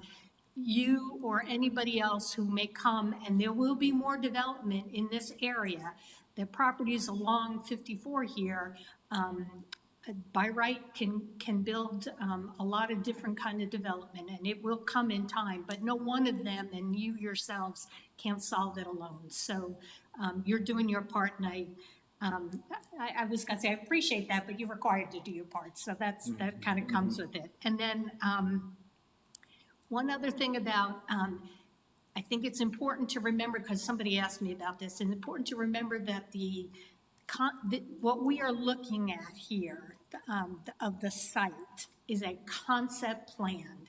It is not a detailed plan. It is not a landscaping plan. So I know on this plan you show like a couple of trees here and there. That is not the landscaping plan. There is much more to come on that and will look very different. Those are, thank you. Those are just kind of holding places to say we're gonna have a landscaping plan when we go through this whole process. So there's more to come on that, and it will look very different than what we see here with just a couple of trees here or there. And then I guess the last thing, this is a development and Councilmember Scroggins-Johnson said this is a development that is needed in our community. This is a portion of our community here today that needs a place to stay and live. And it's also going to be a retirement community for others to come to Morrisville to live and enjoy what all of us have enjoyed here. The majority, I don't even know what our right number anymore. Let's say we're 34,000 people. Of the 34,000 people that live here in the town of Morrisville, 33,900 of us never lived here in Morrisville. We came from somewhere else, and we are welcomed here like these folks will be welcomed here. We are all an integral part of this community, and our diversity makes our community what it is, and we are very fortunate. So I am looking forward to welcoming the Fairview Springs retirement community and their residents to the town of Morrisville. That's all I've got right now. Thank you. Councilmember Patel, followed by Representative Mabadi, please.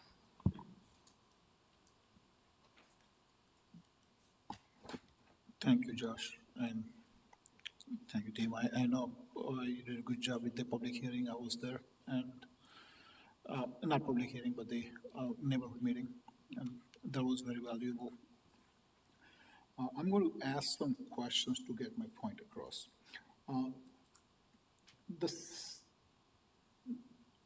The Sunset Avenue, was it there before the other neighborhoods who currently have objections were developed? The Sunset Avenue, yes. I think that one of the residents, Patty Chang, gave a pretty good history in the last in the public hearing about that. But if you're talking about the development adjacent, yes, it was. And the homes on Fairview Avenue, they're older than the villas at Sunset and Garden Place? Yes. Right. So the concerns that neighbors currently have would be the same concerns that those homeowners would have had at that time? I would fair to say yes. Did the developers who built villas at Sunset and Garden Place, did they actually widen the road? Or did any kind of road improvements They would have had to do Sunset? They would have had to do the improvements commensurate with the CTP at the time.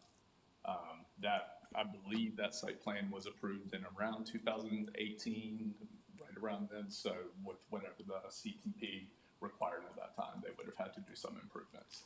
Okay. But given the width of the Sunset Avenue, there wasn't much done, right? So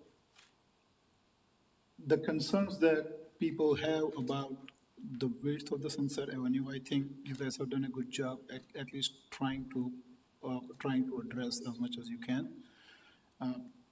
They're spending almost $1 million on improvements on the roads.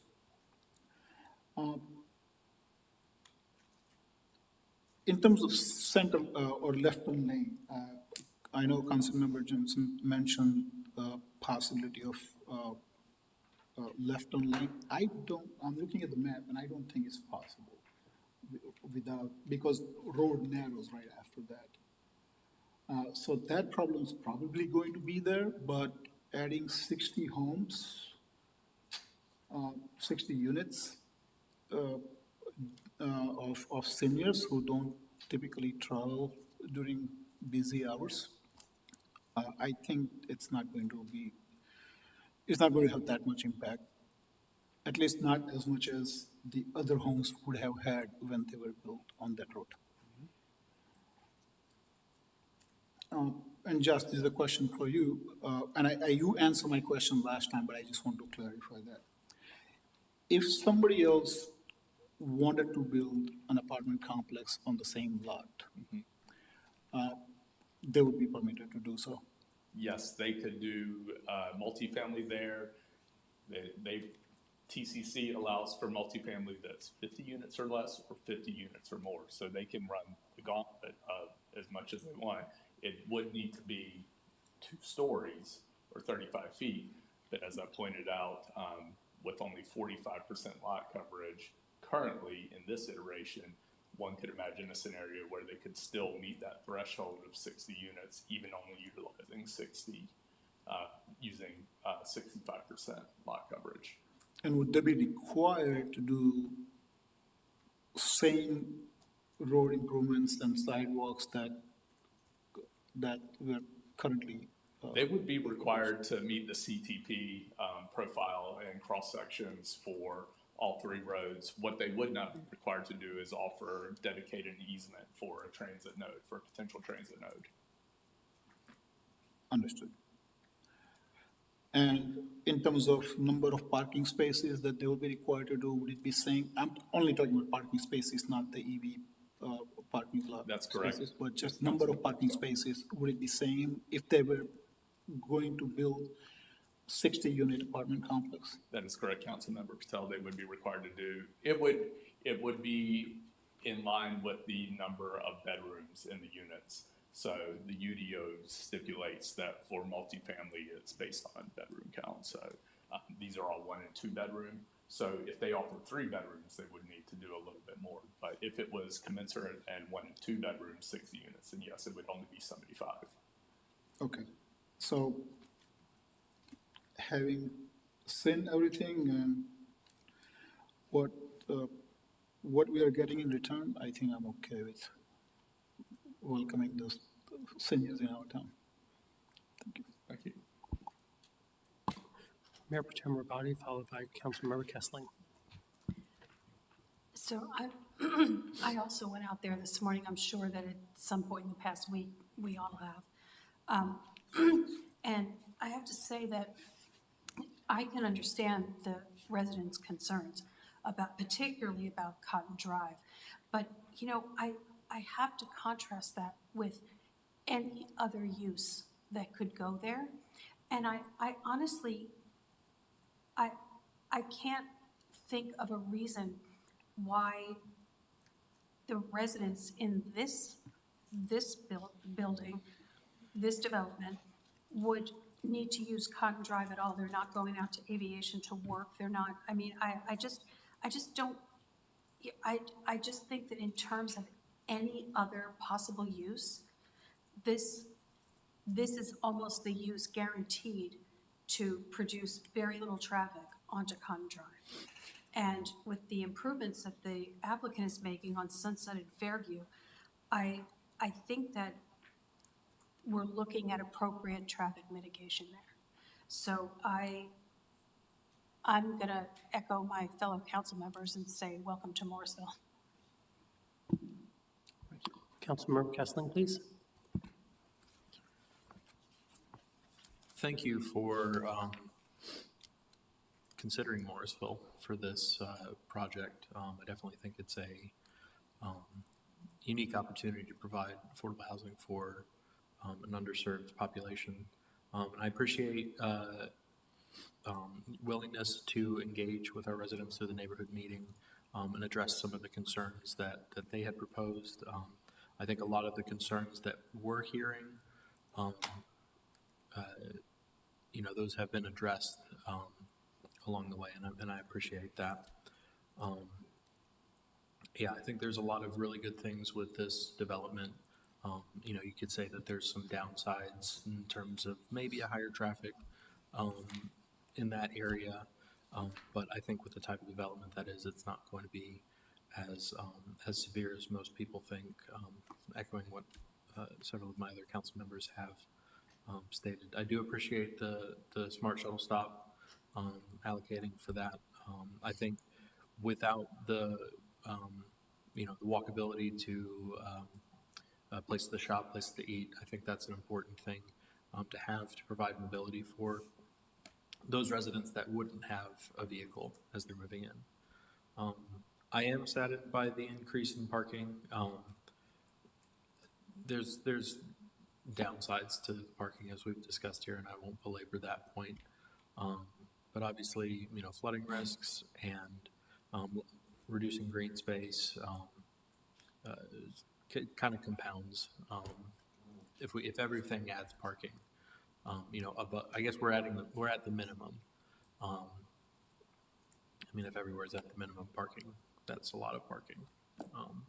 So I appreciate the initial effort, but I do appreciate responding to the residents' concerns, because that is also important as well. And that is all I have to say. Mayor Pro Tem Rabadi, please. One more tiny little thing. On the next slide, I believe. No, sorry. There was one of these updated slides. That one, the Chapel Hill one that referred to utility poles being relocated. Are there streetlights on these roads? And if not, will there be once the applicant has finished the project? The applicant is required to install streetlights. Okay, thank you.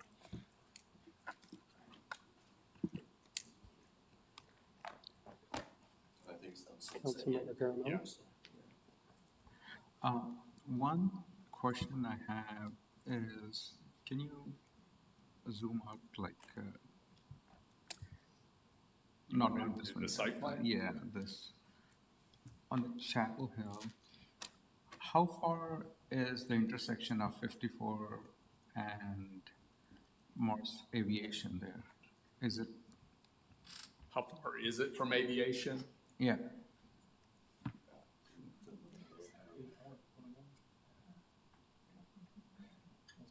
I was going to say a quarter mile or more.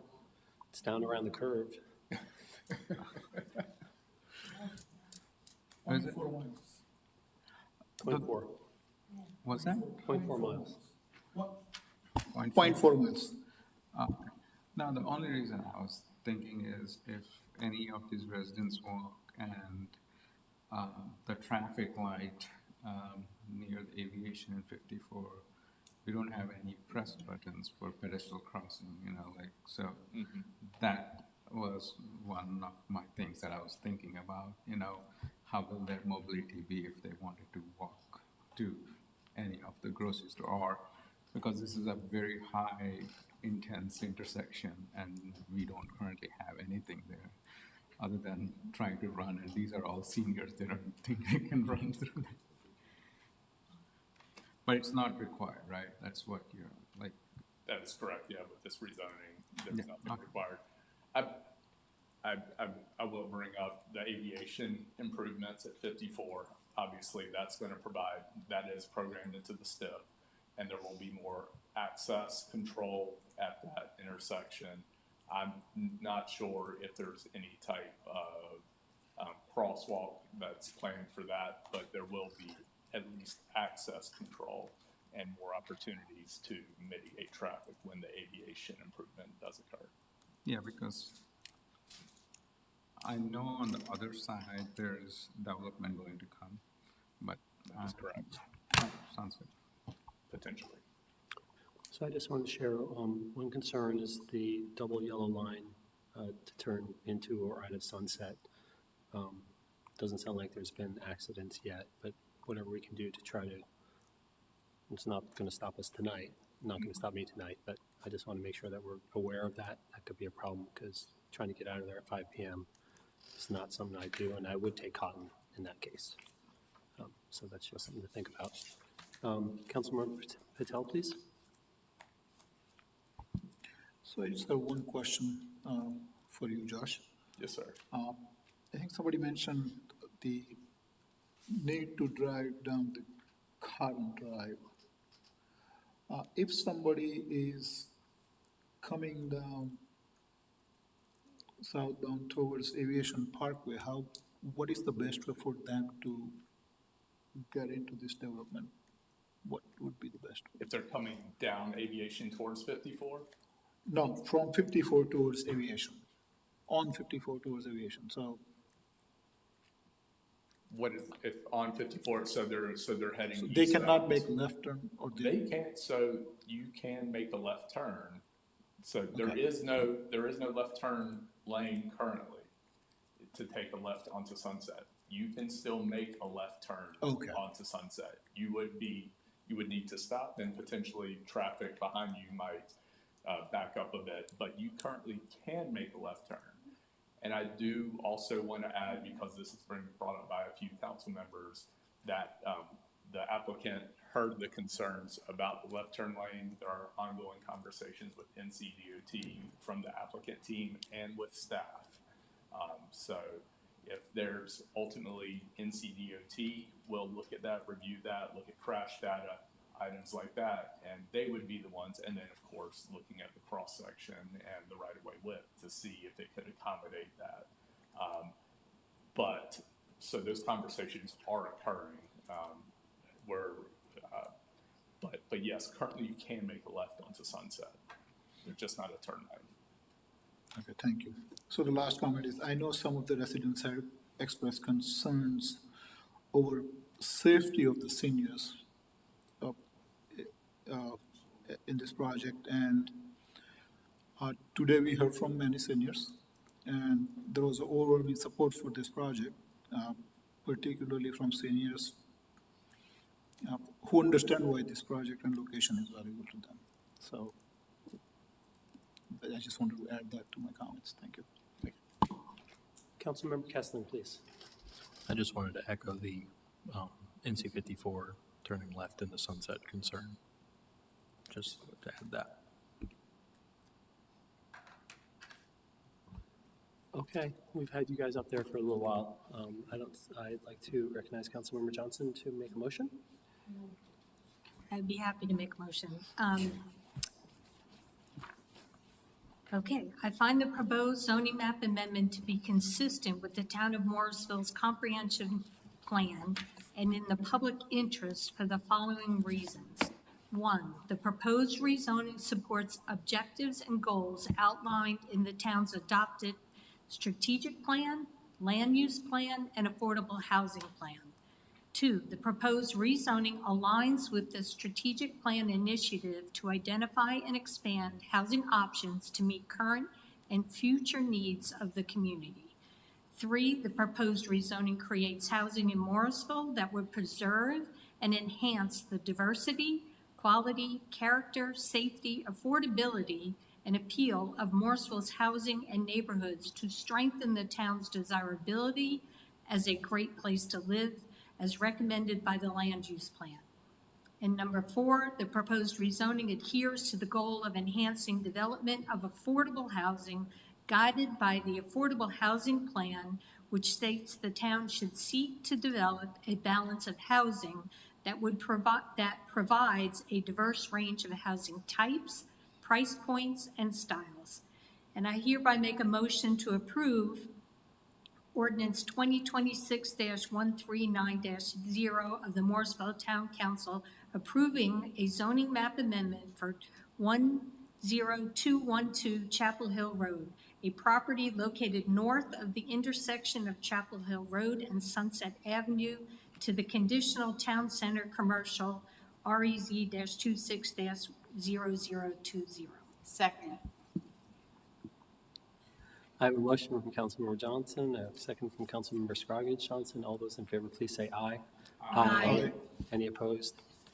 Hearing none, that carries unanimously 7-0. Thank you very much to our staff, to the applicant. We look forward to collaborating with you to make sure that we have lots of housing for our seniors very affordably for 50 years. So thank you all very much for that. Have a great evening. The next item on our agenda is about upcoming events. For a full listing of events, please see the town calendar at www.morrisvillenc.gov. We're now moving on to council comments. Mayor Pro Tem Rabadi will share first, and will be followed by Councilmember Scroggins Johnson, please. Thank you, Mayor. You know, I thought that I was over the point where I could be appalled by publicly stated bigotry and hate speech, but tonight's meeting has shown us that it's shown me that I am not. And I just want to say how much I look forward to the day when it will not be publicly acceptable to come to a public forum and spew hate and lies about a marginalized population. Thank you. Councilmember Scroggins Johnson, followed by Councilmember Garamella, please. Thank you, Mayor. I would like to thank our fire department and our police department for offering the town council a public safety awareness training Saturday. We had an opportunity to literally be in the shoes of our fire and police. We were provided with the gear that they wear, and we wore that the entire time they were doing training and exercises, and we were lifting up hoses, and that thing is heavy. I mean, that just the clothing protective gear is heavy, and then to have so many rules, regulations, safety standards to remember and to perform 100% accurately in order to not only be safe, but to save and preserve people and property in our town is just so impressive. And then police gave us an understanding of the, the environment that we are living in, the things that we need to be aware of to be safe, how they are working hard to provide a safe environment for us every day. And I have a deepened respect and appreciation for, those departments. Public safety is not just given. It is only given through training and the right tools to do the job, and of course the right people to take on that responsibility. So thank you very much. Councilmember Garamella, followed by Councilmember Johnson, please. First, my apologies, I could not attend this Saturday. I had too many things going on, and plus, when you had to go and clean up the dorm, I would rather be here than clean up those dorm rooms there. But nevertheless, I think